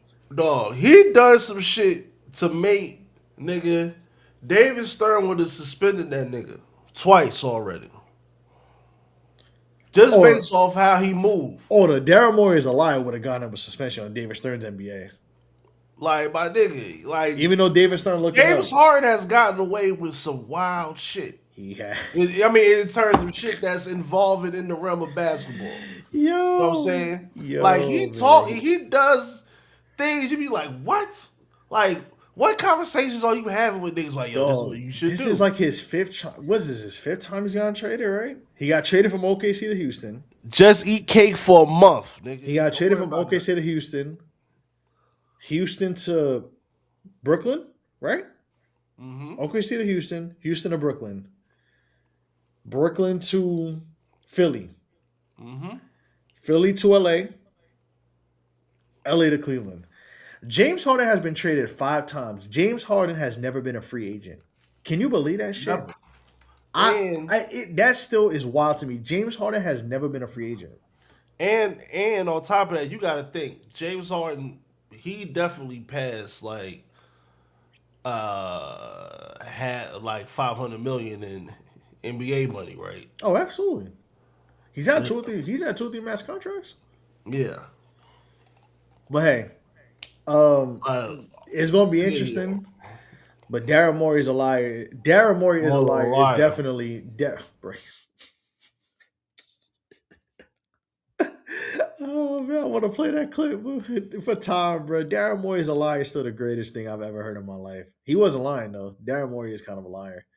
But hey man, Cleveland, you got 2, 3. You got the max 3 years, bro.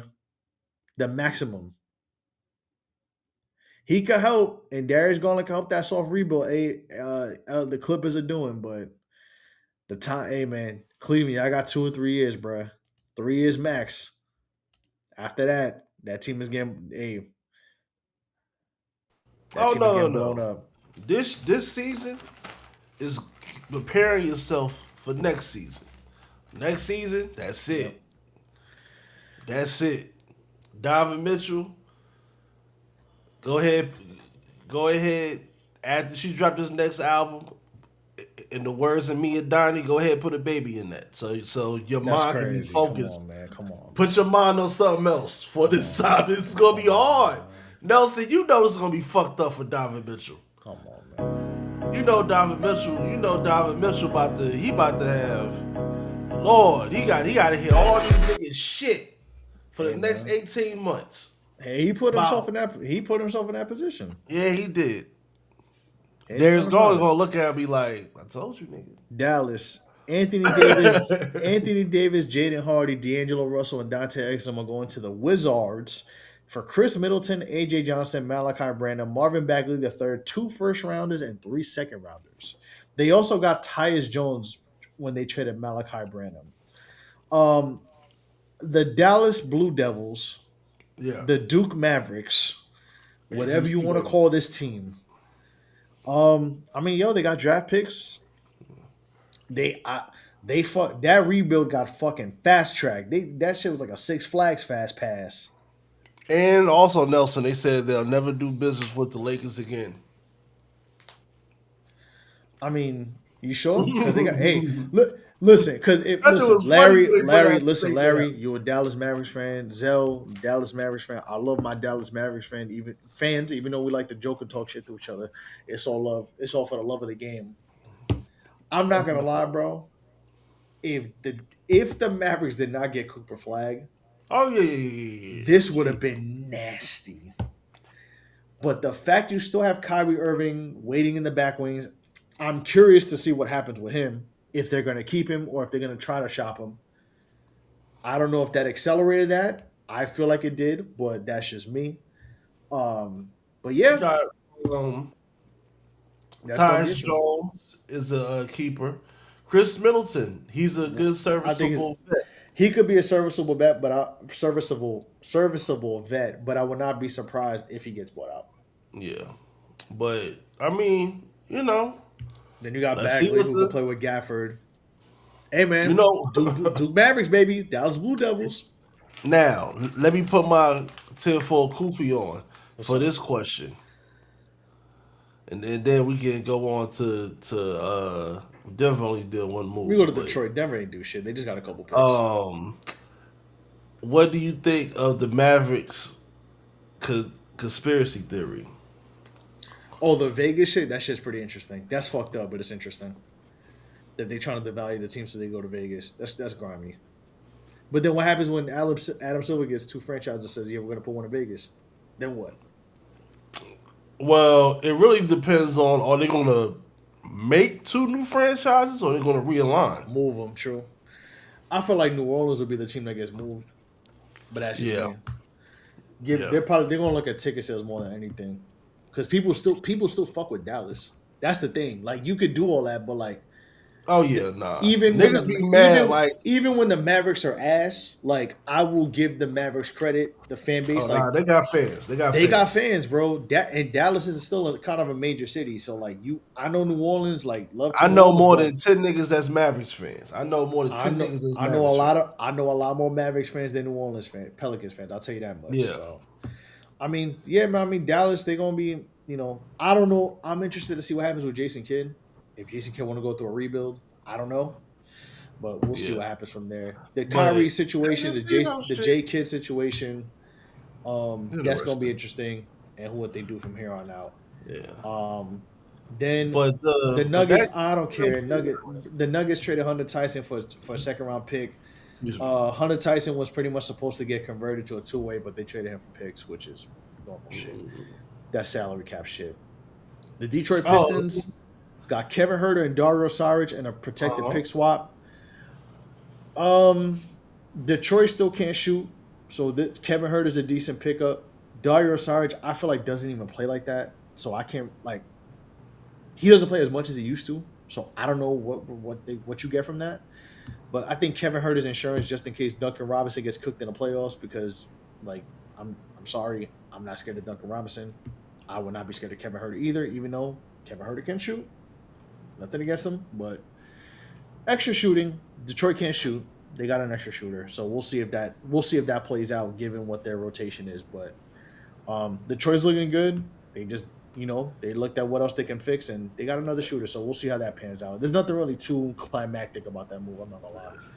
It looks and appears with the Pistons, they're gonna roll with Duran and Cunningham for the next 3 seasons. They're gonna see where that go. They got to. They have to. That's who you got to roll with, and you got to figure it out from there. Tobias Harris still being on your team is a choice, but at the end of the day, they got to do what they can do. Yeah, less a lot. Warriors we already discussed. They got Chris Stapps. If he's healthy, I mean it's a stretch 5, but the Warriors, I'm very indifferent on the Warriors. I'm not gonna lie, bro. I'm very indifferent. They'll be a competitive team, but that's about it. It's GG's, bro. Jimmy Butler's hurt. Jimmy Butler's 37 again, paid $60 million with a torn ACL. Porzingis is injured, and he's always getting injured. He has that, he's dealing with that physical ailment too. So even though he can't contribute, he's hurt. And this might be the year that if the Warriors end up in the playoffs, they might fuck around and get pummeled.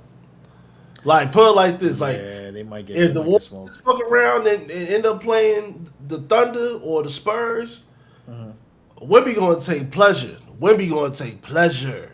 Yeah, that might be gonna take pleasure with the opportunity to pull out the broom on Draymond. What? Yeah, that might be a nasty playoff series. That may be tough for them. But blood is in the water in San Francisco, dog. I ain't gonna hold you. It's interesting, man. Like that whole what could have been a 2 timeline or retooling that could have just been a retooling. Right. They ain't do it right, bro. So now you're in a position where your best players are older. Granted, one of them is the greatest shooter of all time, but it's going to be a rough transition. 40. It's going to be a rough transition. GG's on that. And then they traded Trace Jackson Davis. We could talk about Toronto, I guess. They traded Trace Jackson Davis to the Raptors, who the Raptors seem to get another 6'9" forward, which they have 28 of them motherfuckers. And the Raptors did get Chris Paul, which Chris Paul got waived. So in essence, the Raptors didn't really. They said, "Don't move, stay home." Chris Paul's getting bought out. Chris Paul will get traded. The Houston Rockets, because they have no money, no space, no nothing. Oh yeah, they did absolutely Nathan. I think they were trying to get. I don't remember who they were trying to get. I think they were trying to look at a point guard or somebody who would have sneaked off, but they couldn't really do shit. So the Rockets did. Rockets are one of 3 teams on this list that did absolutely nothing. That Rockets choice, like, but we knew that though. We knew that them getting Kevin Durant is going to turn to be a dumbass decision. Well, hey. And if I eat my words, I would love to eat my words, but it's just something about that. It's not going to turn out good at all because niggas is calling Dylan Brooks a snub for the All-Star, and it is legitimate.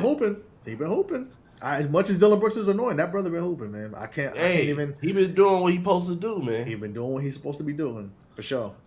Yeah. Ashton said Porzingis is a salary dump. Gotta go, bro. Jimmy Butler is 37 with a $60 million, bro. You cannot go all for nothing. It's over, bro. Jimmy done. Bro. And on top of that, Jimmy not gonna come back to motherfucking Christmas. His first game ain't gonna be Christmas. Bro. I enjoy the season. Win it. Enjoy it game by game, bro. That's all I can tell you. Hope you know that. The Pacers, I hate that they got the fucking Ivica Zubac because that just gives Tyrese Halliburton more. They got Zoo. They got the Zoo. But they traded Benedict Mathurin with the Clippers. They traded Benedict Mathurin and Isaiah Jackson 2 first rounds and a second round pick for Isaiah Zubac and Colby Brown. One of those first round picks, if I recall correctly, is protected. Where I think it's if it lands between 5 and 9, the Clippers get the pick. Which the Pacers have the worst record in the league, so who knows? But with how the lottery odds work, I pray that they work in the Clippers' favor. That's how. Oh, you talking about? That's for this upcoming offseason, right? Yes. Mm-hmm. Yep. So I pray that works in the Clippers' favor, and I'm just gonna leave it at that.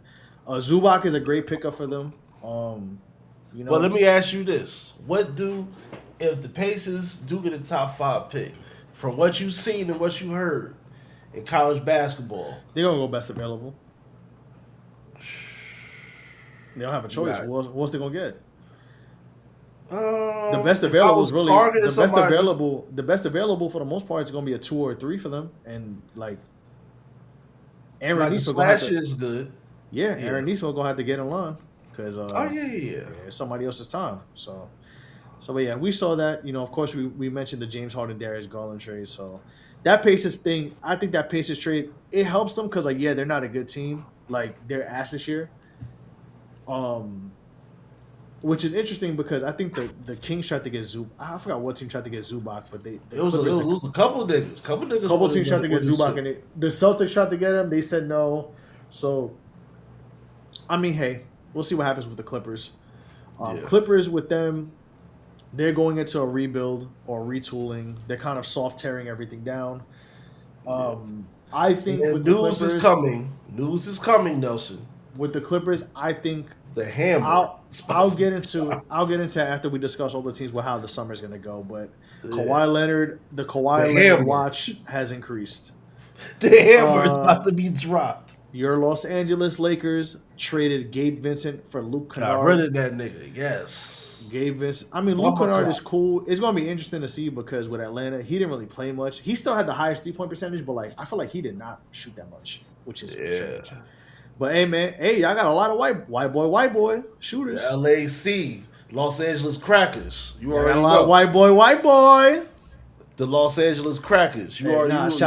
Well, shout to Pat Pryor. What he called y'all snow time. Yeah, it's snow time.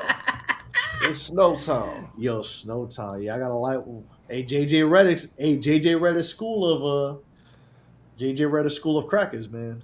Nah, but one of them crackers, they gonna show up to the game with a foil plate, and that's gonna let you know. All right. The Memphis Grizzlies, man. You don't know if it's South Central or you don't know if it's East LA. Traded for Eric Gordon and a second-round pick swap. And then with the trade with Utah, one of the bigger trades that happened this week, Memphis traded Jaren Jackson Jr., Jock Landale, John Gonchar, and Vince Williams Jr. for Walter Clayton Jr., Kyle Anderson, Taylor Hendricks, Georges Niang, and 3 first-round picks. If I recall correctly, I think Georges Niang got dropped, which is funny considering how much shit he talked about Quentin Grimes that one year where he said he's going to stay in the corner. And they've kept everybody else for the most part. So I guess this is the beginning of the end for Memphis in their current era. Youngin, I love you. Ain't no disrespect. I'm just talking to sports, but the hammer, Youngin. The jaw alert is glaring. We'll see what happens. Again, we'll get to that after this. And then we'll wrap up with our other topics before we get to the post game. But you know what? I'll go first if you don't mind. Yeah. I talk a lot of shit about Danny Ainge because Danny Ainge is a sucker, I will say he's a punk. He's a sucker and a punk motherfucker. Punk ass cracker. Punk motherfucker. But I will say that this move shows that Danny Ainge is actually is trying to take his job serious now. Because Utah was just, we have mad picks, or either give us all your picks or we're not trading for you, like they did with Donovan Mitchell and the Knicks, which I think they've paid for their sins for a couple years for that. Hey, man, I'm just calling like I see it. But in all seriousness, though, I think Danny Ainge has moved on from give me all your picks or else to, okay, I need to build a competent team. And you know that the lottery ain't going to save them. Lottery ain't going to save you, bro. You tried they tried for a couple years. That shit did not work. Then your ass end up with the number 4, the number 5, the number 6 pick. It doesn't work, y'all. It doesn't work, man.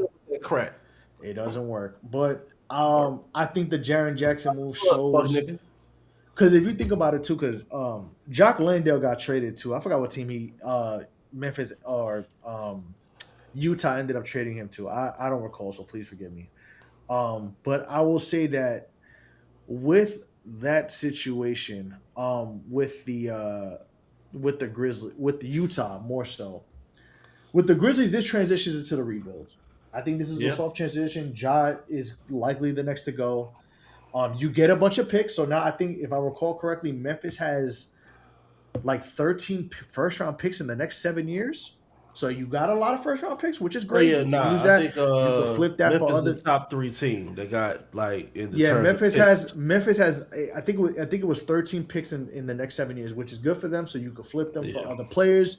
You can use that draft capital and build your team up slowly but surely, which is cool. So you're transitioning to the rebuild. This is the soft launch into that with Jaren Jackson Jr. going. I think though with Jaren Jackson Jr., Vince Williams Jr., who was getting a lot of minutes, and John Conchar, I think that signals that Utah actually is trying to be serious, and they may not make the playoffs, but they're gonna fight for a playing spot this year, and then they got to worry about Walker Kessler next year because he's a restricted free agent, I think, and he's out for this year because he tore his labrum. So there's that, which I think caused a concern for a lot of teams who were trying to get him, and then given his contract situation is a little weird, so I think a lot of teams made pivots, such as Utah with getting him, but it's gonna be interesting because you got Utah got a lot of decent nice players. I know Ace Bailey's it's his first year, but you got Isaiah Collier who's been cooking up. Bryce Sensabaugh off the bench has been going crazy. I've been watching a couple of their games. Of course, Markkanen. I mean, I guess this is Markkanen's inclination that he's going to stay. Yep. I mean, because Kessler, you got Jack, you got Triple J, and then you got Walker Kessler who gonna get bored, so you don't got to worry about Jaren Jackson Jr. only averaging 3 rebounds a game, which is still crazy to me. But again, it's still fucking crazy. 7 feet tall though. Just because you tall does not mean you're a good rebounder. You can, and that a player on my team is perfect example of that in Josh Hart. But go ahead. Nah, but with the Jazz, Malloy Markkanen is a victim of that Danny Ainge. We want all your picks. Or else. Yeah. So now Lloyd Markkanen trade value that like nobody like Lloyd Markkanen could be good on. Lloyd Markkanen could start on any team in NBA, obviously, but. Hey, bro, like, you got Lloyd Markkanen probably got another 2 years of prime left. Yeah, you got another 2-3 years before you might have to make that decision on him. But I mean, I think this is a Utah. I think both teams, as much as some people try to like feel how they feel about both teams, I think both teams got what they wanted in this. Utah, you making the trade to be more serious and try to take that next step to being a playoff team, and then with Memphis, you cut your you understand the situation with what's going on with the team. You cut your losses, but then you get you get 3 first-round picks out of this trade and a bunch of young guys. I like Walter Clayton Jr. He was one of those guys who was coming out of college who was ready to play. So I think that'll work for them. And then with what they have there now, they could the record might not look nice, but they got shit to build on. And Memphis, despite Memphis being Memphis and some people having their things, their grievances about it, I think Memphis has always been a team that like makes smart moves or tries to make Memphis moves. They have their best. Ended up in these situations. That means you had to do good. You got to do good to end get up. Yeah, having to break something down or quote unquote blow something up. You need some shit to blow up. Mm-hmm. But my only thing with the Grizzlies, my nigga, how much is Ja Morant worth? Really? You really think about it? If you a GM, if you really be real about it, nigga. If you want to move on to the next team, yeah, which we gonna laugh. Yeah, the Miami Heat. You see that space? I don't see nothing. What you see there? Do. That's what I see. Oh. Nothing.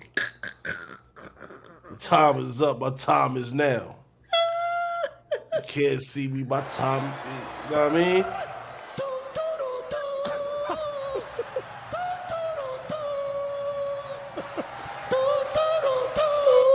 I'm saying. There ain't no way. It ain't no fucking way, bro. Like, hey man, I see nothing. Man. So allegedly, before we laugh at Miami, Memphis allegedly wanted either Kelleher or Jaime Jaquez, Terry Rozier, and a first for Ja, and Miami said no. Mm-hmm. Now, mind you, Kelleher has had to put up some damn good numbers, but he has had some stretches where he has only played 10 minutes in the game. And Eric Spoelstra is doing what Eric Spoelstra is doing. I don't know what he's doing, but he's doing something. Miami Heat have done no moves. None. As you can see on the screen, I'm going to play the soundboard again.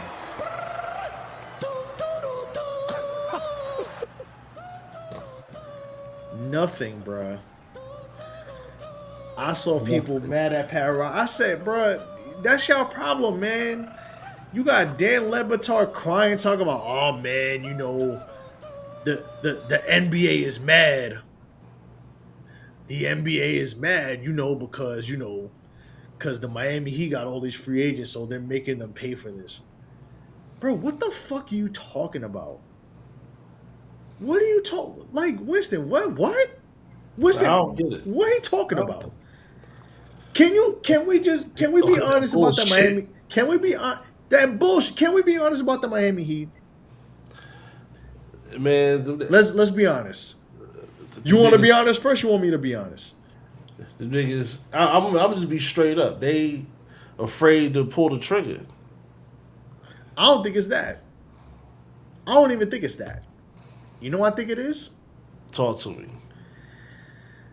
They said, you know what? Yo, Jaime Jaquez looks sexy in hot weather.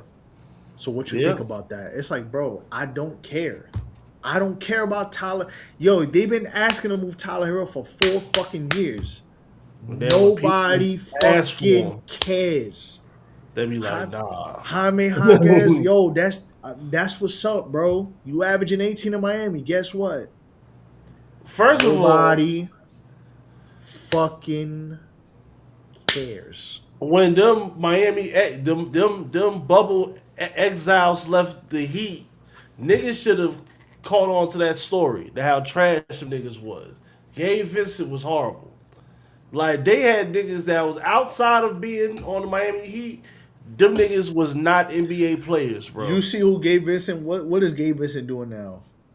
This nigga is about to be playing motherfucking Ignite.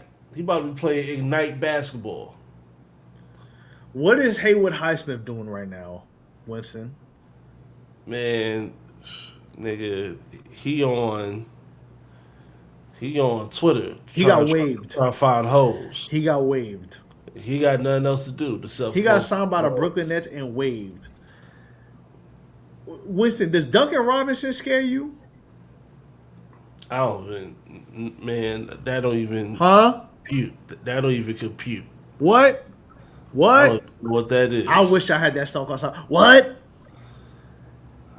Yo, does Kevin Love bother you anymore? Do you have nightmares like, damn, Kevin Love at 42?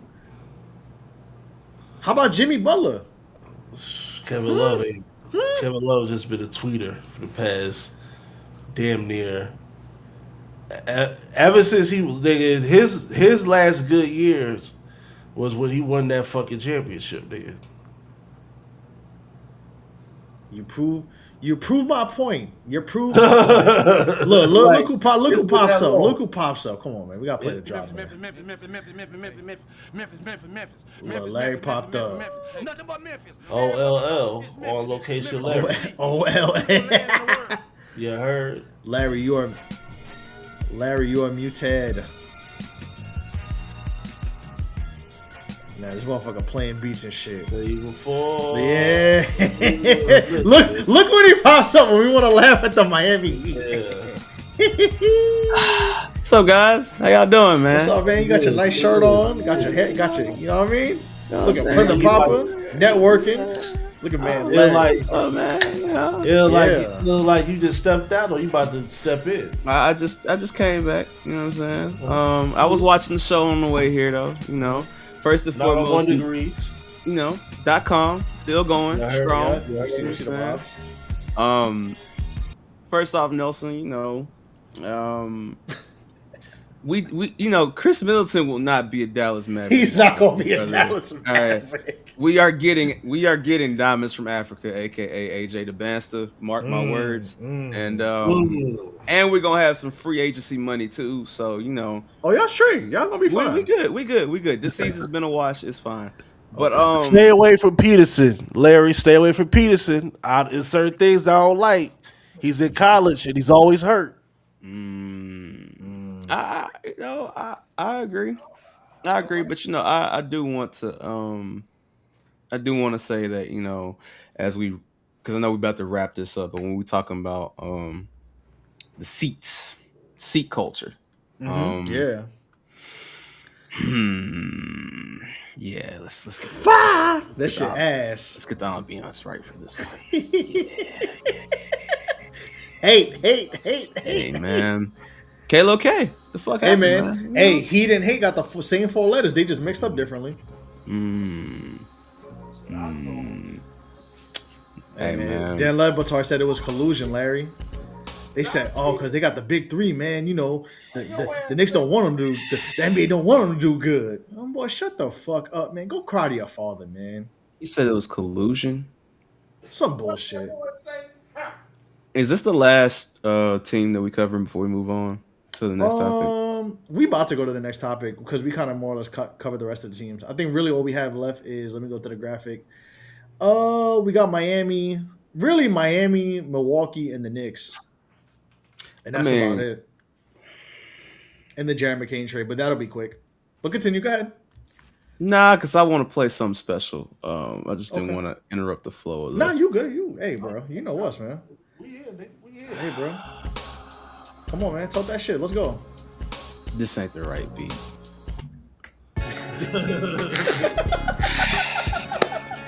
Yo, this fucking song, man.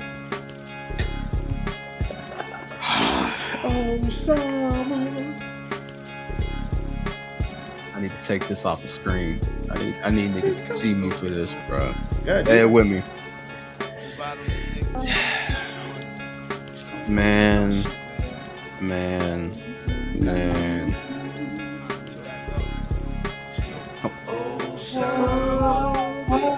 Oh, Giannis. Yeah. I think Giannis.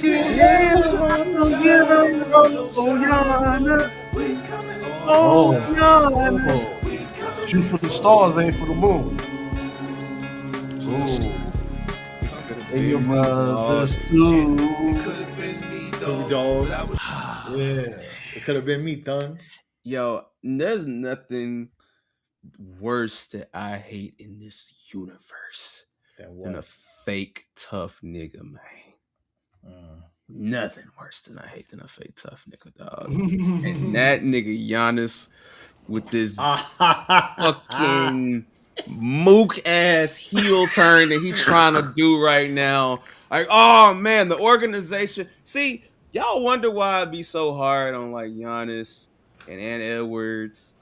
Not yet with Ant. Not yet. I just be joking, but it's on the way. It's because these are the niggas who, when they come up, they be like, man, the organization did this to me, man. Like, let's talk about what this organization did for you. Let's talk about this. This is the organization that fired a coach for you. This is the organization that has been placating your European ass for the last 7 fucking years in the National Basketball Association. Yeah, You had a wonder year, and I will give you your credit. You are still a top 3 basketball player on this planet.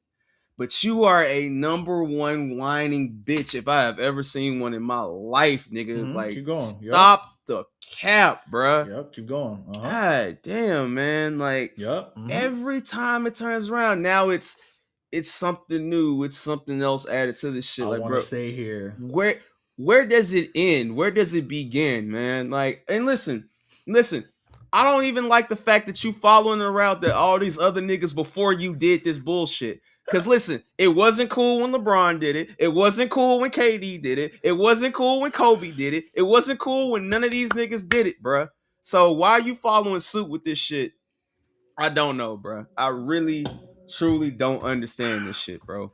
And again, just because Miami was too po to get you, and just because you didn't want to go to Minnesota, now don't turn around talking about, oh, well, man, we need to make sure Shams ain't part of our dick riding crew. No, nigga. Stop telling niggas you want to go, and then when you don't go, I love it here, man. I love the city. I love everything about it. I love Milwaukee. Like, man, it's on my passport. I ain't trying to hear shit. Yo, you know how mad I am about that shit? You know how mad I am about that shit, Larry? Fuck this nigga, bro. Larry, I swear to God. So y'all know I be hooping like every week, every other week, right? So I've been rotating shoes because like I got rid of all my joints I've been hooping in the last 4 years. I got new joints I gotta break in. Dog, you know what sneakers I was supposed to hoop in this weekend? I had some old Giannis's that I have not worn. That I'm a hooping this. Bro, I look you want to throw them shits in the back of the closet. That's how disgusted I am with. Yo, Avery, I see your punk ass comment, man, and no, I don't hate Greek people, nigga. No, that's no, enough, bro. It's enough. No. This ain't got nothing to do with nationality, bro. What I'm saying is, one day this brother wants to be Greek, the next day he wants to be Nigerian. Which one is it? Are you a classic Coke or are you a Pepsi, man? Which one, bro? Come on, man. I don't like that, bro. If you gonna ask for the trade, ask for the trade. But like, here's the thing with Giannis. Now that we got into it, Giannis has grounds to ask for a trade. That's the wild part. It's one thing if it's like, dog, they've given you everything on a silver platter. They've given you, you've gotten everything, right? And it's one thing if you hadn't won a ring. If Giannis hadn't won a ring and he was doing this, it's like, all right, bro, you have not proven us nothing. But you got the ring. You kind of get bailed because you've been hurt. You've been getting hurt around the playoff time. Okay. But now you've done everything. They've given you everything. Unfortunately, some things didn't work. Like, listen, man, Dame Lillard's Achilles popped. Your coach who was 30-13 got fired, and Doc Rivers has not done anything for your team since then. You know? So I get it, but it's like, bro, just ask for the trade. Because if you ask for the trade, at least you have grounds to ask for the trade. That's what annoys me. Is like you have the leverage to ask for this trade, yet you're acting like this. People have done, Larry, the best way I can explain this, people have done more for a trade for less. They've done less and gotten more out of getting a trade. James Harden, I'm looking at you. Daryl Morey is a liar. Yeah, we got Giannis who's doing this. Oh, man, I want to trade, but I want to stay in Milwaukee, but I want to be with the Knicks, but I want to be with Miami. But if the Knicks and Miami don't get me, I want to go to LA. But hey, right now, if the Warriors want me, I may think about it. But then also Minnesota could get me. You know what? I want to go to Minnesota. But you know what? I don't know if I want to go to Minnesota, Martin, because, I'm not the top dog on the team. So which one is it? What do you want? Because at the end of the day, you have exhausted all your options. Listen, nobody coming to Milwaukee. Nobody's going to Milwaukee. So it's either you live and you just live your career, the rest of the career out in Milwaukee, or you go somewhere else. Now, I will also say, before you get to your response or continuation of this, that 2 cap strings in a month, I do not blame teams wanting to trade for him. Because I'm not doing that shit. Especially with the climate of Achilles injuries now. If I trade for Giannis Antetokounmpo and in 2 weeks he pops his Achilles, I may pop the other one myself when I'm the GM, bro. You won't have no Achilles. And we're going to have to figure this out. But go ahead, continue. Man, title of episode, No Achilles. No Achilles. I hear you and all that, doggy, but, bruh. Mind you, he's Greek too, which is funny. But continue. I don't give a fuck if that nigga was my next door neighbor. This nigga is a motherfucking fraud. I don't know why y'all still listen to this nigga, man. I'm not listening to him. No, I never did. But what I'm saying is like, everybody's like, oh, look at him showing his aggressive side. Like, oh, he's talking bad to the fans. Like, no, you booing the fans, nigga. Because they see through your bullshit, bro. Like, I don't want to brother. Wake me when this nigga is on another team, bro. And I'm so serious on this, bro. Like, from now on, when the words Giannis and Antetokounmpo are used on Show Your Work, Mid-Cardis and Catering, GFTS, or any other thing that I may be on, hanging with the crew, critically unfocused, black variant, black announce table, anything. Goddamn Moco space. I'm not saying a word about this black man until he is on another team, bro. I don't blame you. I'm not saying a word. Don't ask me. Don't bring it up, because I'm just going to look at you straight like this. The whole time. I'm just going to look at you straight like this. And I'm going to do what my nigga did in state property too. What I say, God. That's it. I don't have nothing else to add to that nigga, bro.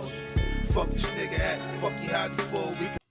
See, you see, fuck you hiding for. Yeah, Giannis, that's nasty, bro. I'm sorry. He low key moving like Dwight Howard when he was trying to get out of Orlando, but he didn't want to get out of Orlando.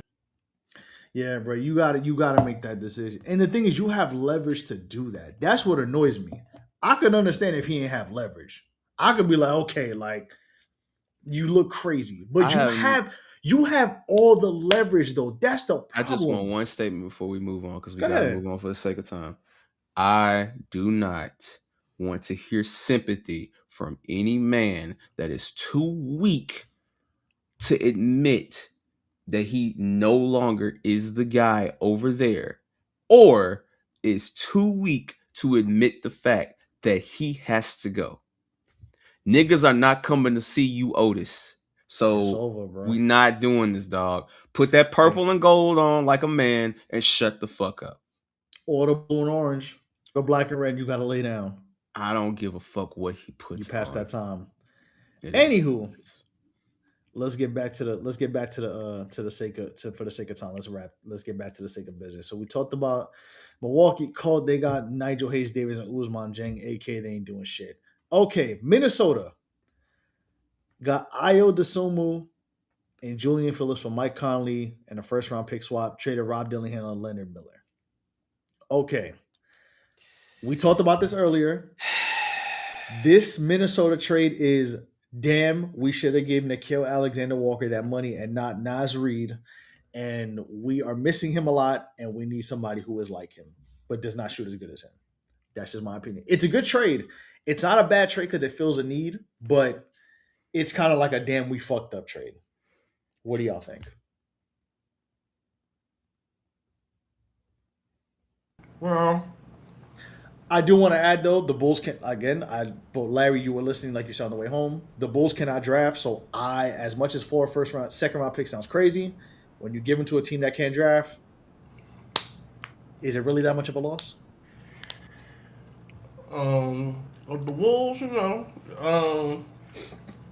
we got this season and next season. After this season, the next season, Larry gonna let off that chopper for real. Nah, let the fuck it. Yo, listen, we got to clear the ISO. Larry, here's the ball, top of the key. Larry gonna do the damn thing this time, but Larry know what I'm talking about. This season, next season. If ain't no results after that, you're gonna have a reputation after that. You don't want a reputation. Yes. Larry, the floor is yours. No, you're wrong. A lot of gas into the fire. Go ahead. His shoes can't be that cool. No, you're wrong. Nah, they cool, but they're not that cool. Listen, man. The silver ones is alright. But go ahead, continue. Talk to me. What happened?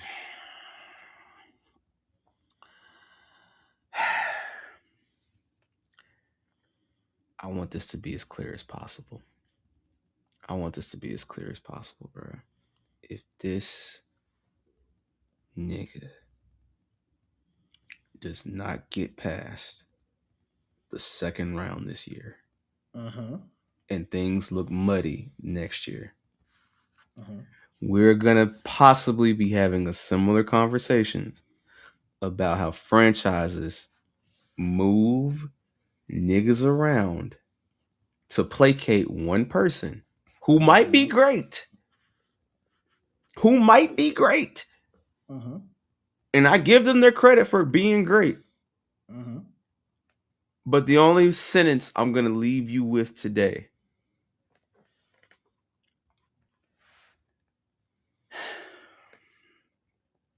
it ain't much difference between that nigga and Trae Young, bro. Oh, shit.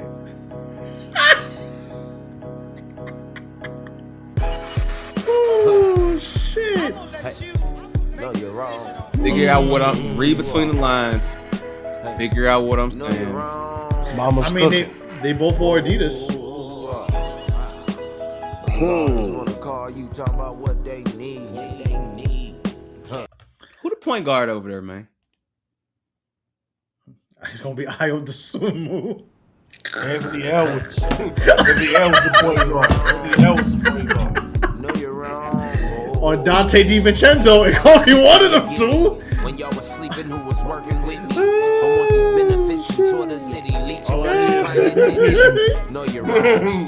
Know you're wrong. That's all I heard was give me. All I heard was give me. Yo, Larry just walked. I need him to come back. I feel him. All right. I'm gonna let you go. You drop the mic. Dante DiVincenzo. Dante DiVincenzo. Your job got a little bit more important than it was 2 years ago with the Knicks. But hey, come home, Dante. Donnie said free Julius Randle. Free my nigga Jew. Free his son. Dante. Dante, you want to come back? Go back home, Dante. We love you, man. Go back. Dante, go back we love you, baby. To the Villanova Knicks, bro. Go back. Come back home, go back. man. But go hey, back home, bro. The New Orleans Pelicans' only move was for a guy that got waived, but I'll give the 6 degrees of separation on this. I'm gonna put us off the screen.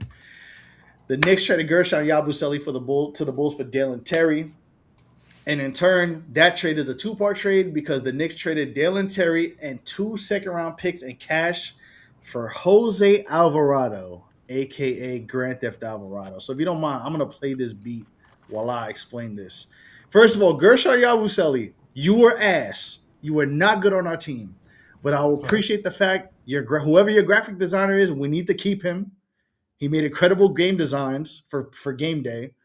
You were a consummate professional. I will give you that. You were a great teammate. And also, you waived your player option to make this trade work. So I don't know if you decided on that. I don't know if Leon told you to do that. I don't know how that works. But the fact that the Knicks told the player this is the best thing that could work for both parties involved, and they said yes to do it, shows we have come a long way. Because 5 years ago, no player would have done that. They would have been like, yo, fuck you, I want my $5 million. So, Gershon Yabusele, you were not good on the court, but I appreciate everything you did outside of that. How old is Yabusele? Yabusele, I think, is like in his late 20s, early 30s. Remember, he got drafted, and then he went to Europe and came back. So he's like in his late 20s, early 30s. So I want to play this, man. Hold on, no. I got you.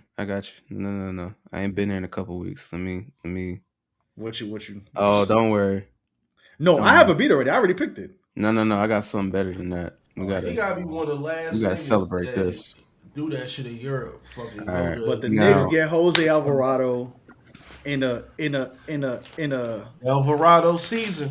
Larry, I see that beat. You're an asshole, but it's okay. I'm gonna let you keep doing it because I want to go that route.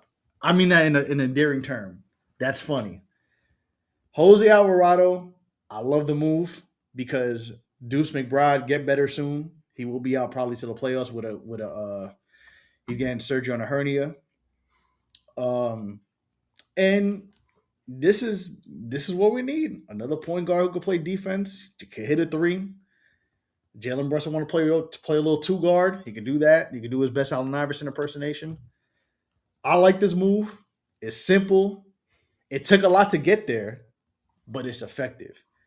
And the Knicks could buy another player off a buyout if we need it. We don't have to wait till April to do it. We can do it now. So whoever want to come for the low ski, you know what I mean? Whoever want to come for a chopped cheese in Arizona, a bacon, egg, and cheese in Arizona, you're more than welcome. I got a question for you. What's up? What color is his rhinestone belt buckle? Shit, it depends on the day. It might be red. It might be blue. It might be orange. You never know. Is it LED? It might say Jose. It might say his Instagram handle. It might say the real GTA. But listen, man, we did what we had to do, bro. This is a need. This fills another need that can help this team. This is the way that shit cut off. Sorry. But shout out Grand Theft Alvarado, Liberty City Stories. The saga continues. Shout out to my front office for being demons, for understanding math and numbers and picks. I used to pray for times like this. Mm. But we got a need though. We We filled in Donnie. That might be the best thing you ever. Jose Mi Canto. Oh my god. You know that's the title of this podcast. Fuck it. We got the new Bodega Boys. We got Kat and Jose in the building. Listen, the Puerto Rican. If the Knicks win a championship, if the Knicks make the finals, you have the Puerto Rican Day Parade and the Knicks finals in the same week. And Zoran Mayor, our mayor, excuse me. New York City may never be the same again. You know? Salute. Hey man, salute. I can't be mad at this. I was cool what we had. You know, we on an 8-game winning streak.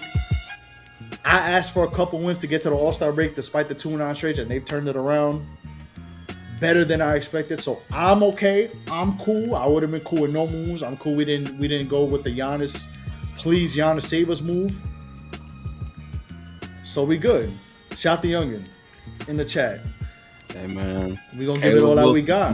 Come on, man. We rising to the top, man. Hey, Wilson, come to Memphis, man. I'm gonna take. I like the move. And again, I don't know if it was a coincidence that Deuce McBride, they found out he got hurt. His injury was more severe than they thought it was. But this is insurance for him until he comes back for the playoffs. And Deuce has been great for us off the bench. So, hey man, we got Puerto Rican Deuce. I guess I don't know what the fuck else to say about that. But I'm happy for it. It's a great move, and given what limited resources we have, we were able to make that, and I appreciate my front office for being able to do that because we have not done that in a very long time. So,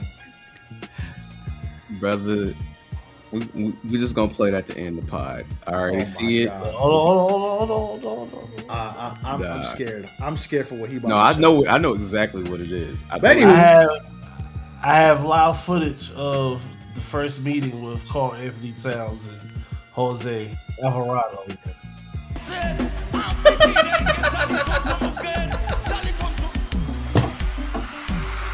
This is exclusive.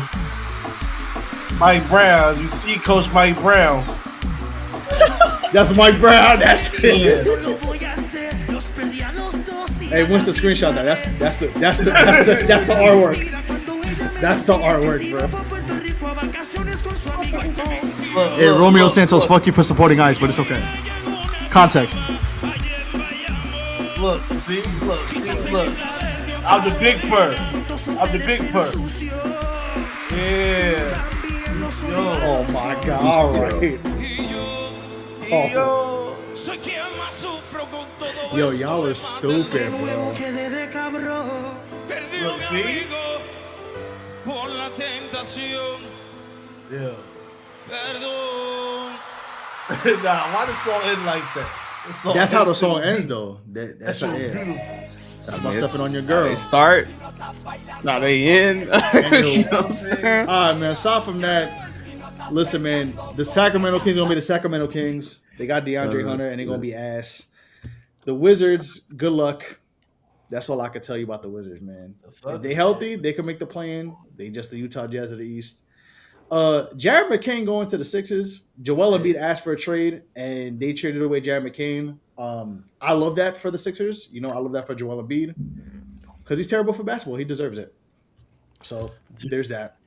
Jared McCain going to come off the bench on a second-round Game 5 and win it for niggas. Niggas going to forget he's not even on the fucking team. Hey, man. He going to pull a game out of his hands. The Suns, that's crazy. The Suns in a surprise. They got a little bit of depth, but I ain't really tripping about it. I don't really care too much. Crazy. Not gonna lie. Right. But aside from that, I mean, the teams that won, to me, I'm not gonna put my own team in there right now. But I think the Grizzlies and the Jazz won. I think that's a win-win trade just for their timelines. The Cavs, I'm not calling that yet. I gotta see that in 2 to 3 years. I'm sorry, that's a fucking loss. We're gonna wait 2 to 3 years for that. That's a fucking loss, man. Hey, Donovan Mitchell might be in blue and orange next. Donovan Mitchell, you are a New York Knick. Hey, man, that's a loss. Pray for Donovan Mitchell. Like non-biased, if I had to just off top say, I think Pacers are one. I think Pacers did won. one as much as I hate to say it. Yes. I think Jazz got better. I think Jazz took themselves I seriously. really do think Dallas came out great by being able to get some expiring contracts and even picking up another piece like AJ Johnson. I think he'll be a great backup with Hey, Max Christie. I got a lot of Blue Devils on that team, dog. Y'all know Dallas Blue Devils. I would say more, but I would say more, but Feds is watching. But hey, you know, and I Saturday we ride on you niggas on Saturday. Oh wait, Duke and Carolina Saturday? Hey man. Hey man. Oh shit. We ride. Oh, Duke and Carolina is Saturday. Oh shit. Oh man. Go to the plug. Peace and love. Live.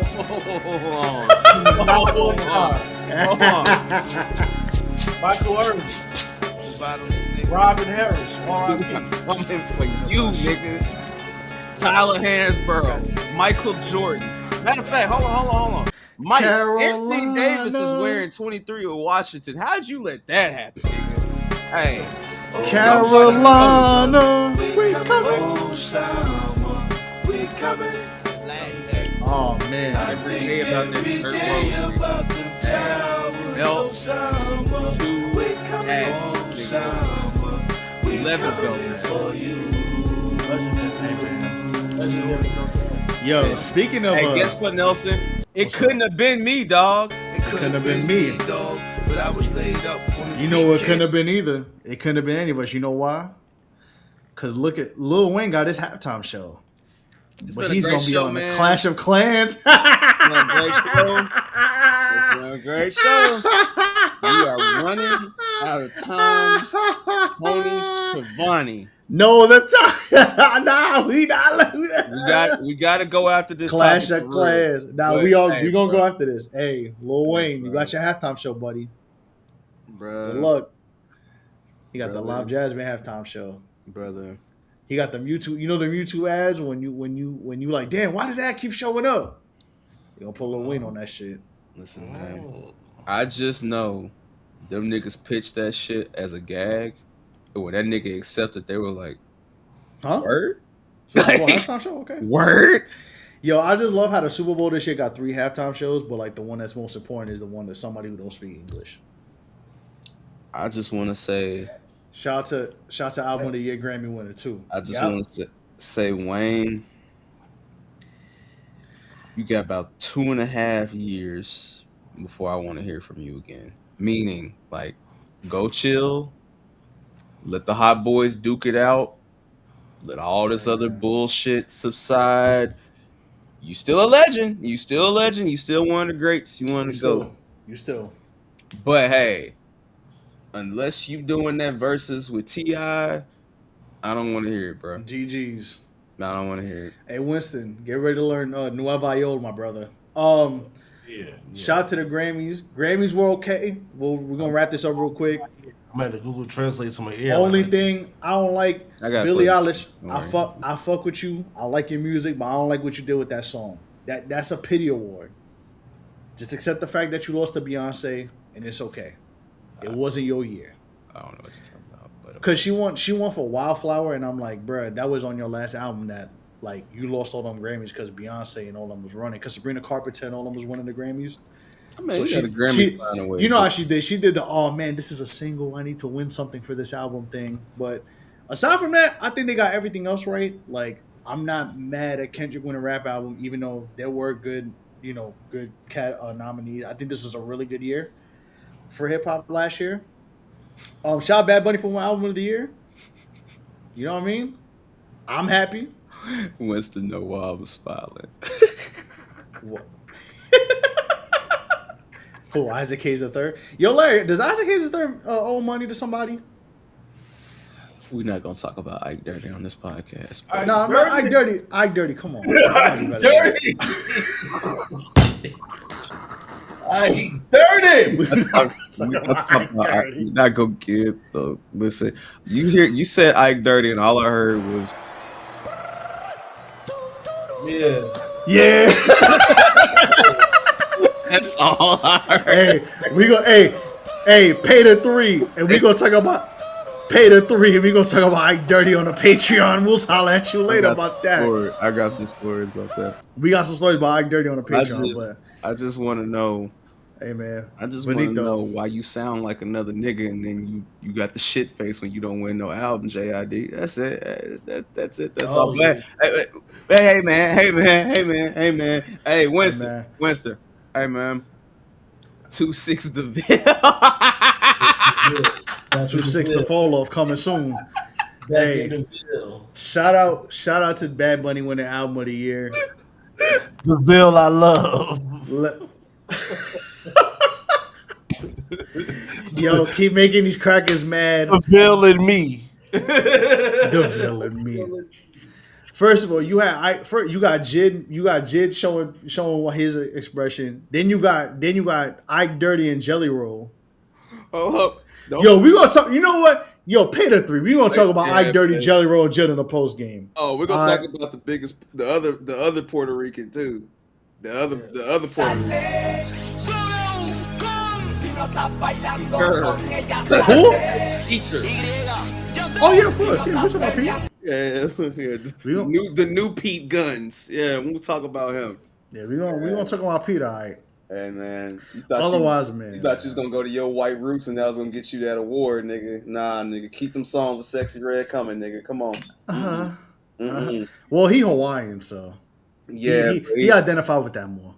Yeah, you know. Fat Joe said, "Nigga, what? You gotta salute me. You supposed to be Puerto Rican." He said, "You gotta salute me or shoot me." He looked the other way, like, nah, nigga.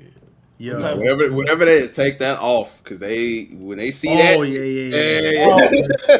I just want to show this. It happened, dog.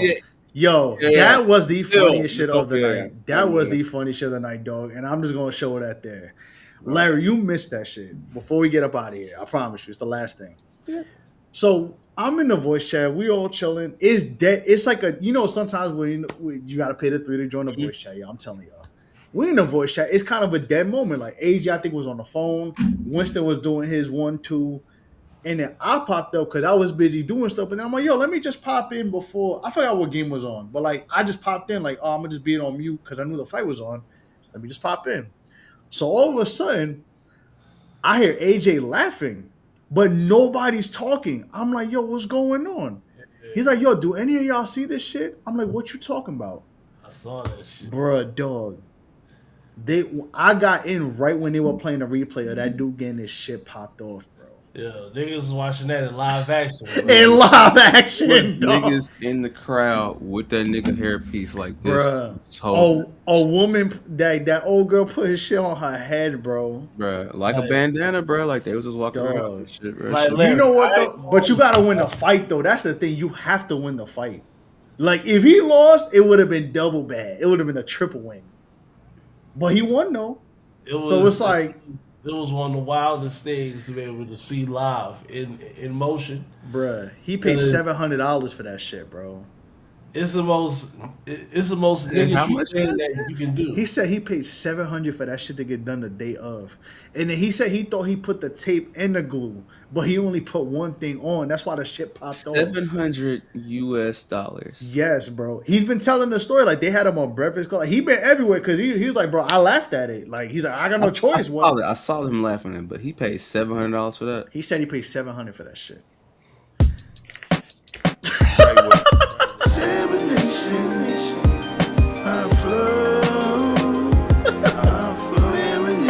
He paid $700 to take the top off. I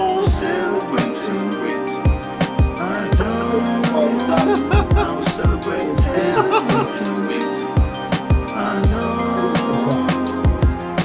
Serious. Live your life, don't take it serious. Oh Lord. Dog, he paid $700 to take the top. That's that wig. That was the noise that it made when it peeled off his skin. Ah.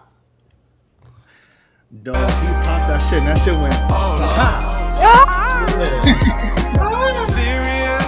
Man, he paid $700 for the top off. Dog. Live your life, don't take it serious. Oh Lord. Oh. You already ugly, yo. You might as well just be bald. And then what made it funny was that his man had the video. His man had the video on his Instagram, and like the barber who did it, he deleted that shit. I done seen some shit in my day, boy, but crazy, ain't it? Yeah, man. Well, guys, that's been a great episode.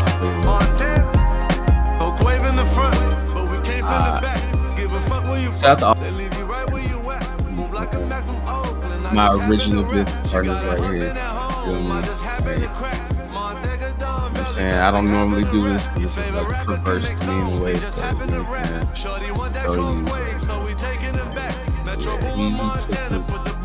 Definitely. I got that. Don't worry about it. I just actually don't play that. I'm gonna tell you why off air. Don't play that one. But, hey. Oh, never mind. Never mind. Nah, I know why, but we'll get into that. But yeah, you know. Pay the 3, man. Pay the 3. You know. Pay the 3. You know. 3.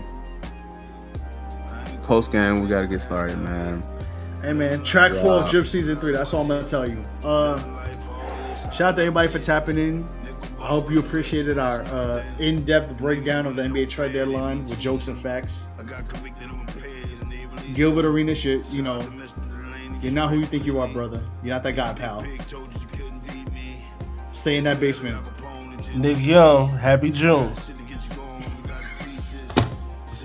Yeah, I'm in this shit. You weren't here for that shit, yo. I don't. Yo, brother. Shout out to everybody for tapping in. This was a sports-heavy episode. This week was insane with sports, as you can see. Post-game, pay the 3. Most importantly, though, aside from the 3, 901degrees.com. If you don't get your shirt, I'm going to find you. We're going to have a conversation. It's okay. Shout out to the real. Shout out to the real. That's all. Yes, sir. And before we get up out of here, one more thing, man. February 20th, DKDC. You already know what the fuck is going on, man. Come on, man. Listen, bro. Shout out to Mariana, man. Shout out to Mariana, man. Yeah, man. Did it in one take. Yeah, you said. I seen it. Shout out to Mariana. Shout out to Cesar. Shout out to Lola. Shout out to Von Go. Shout out to, most importantly, the guy who made the event, who happens to be a coach on this podcast, DJ Larry, man. Shout out to Yaku for, you know what I'm saying, the art. Shout out to Ashley. You know what I'm saying? Come on, man. Promoter, man. Yeah, something. DKDC, February 20th. That's a Friday, too. That ain't even a Thursday. So you can watch the episode, go on the way to work, and then see the class. You know what I mean? All right, man. Shout out to everybody that taps in, man. But, we got some more business to discuss, and we'll be doing that in said post game, man. So until then, man, we'll catch y'all. You know what I'm saying? Yeah. We're gonna keep rising to the top, you feel me? Keep rising to the top, baby. Hey, man. Appreciate y'all, man. We'll catch y'all. Chloe, I'm gonna talk to you off here too. Bye. Hey. See y'all, man. Catch y'all, man. We out this bitch. We out. Hey, man. You just want to keep rising to the top, man. Keep rising to the top.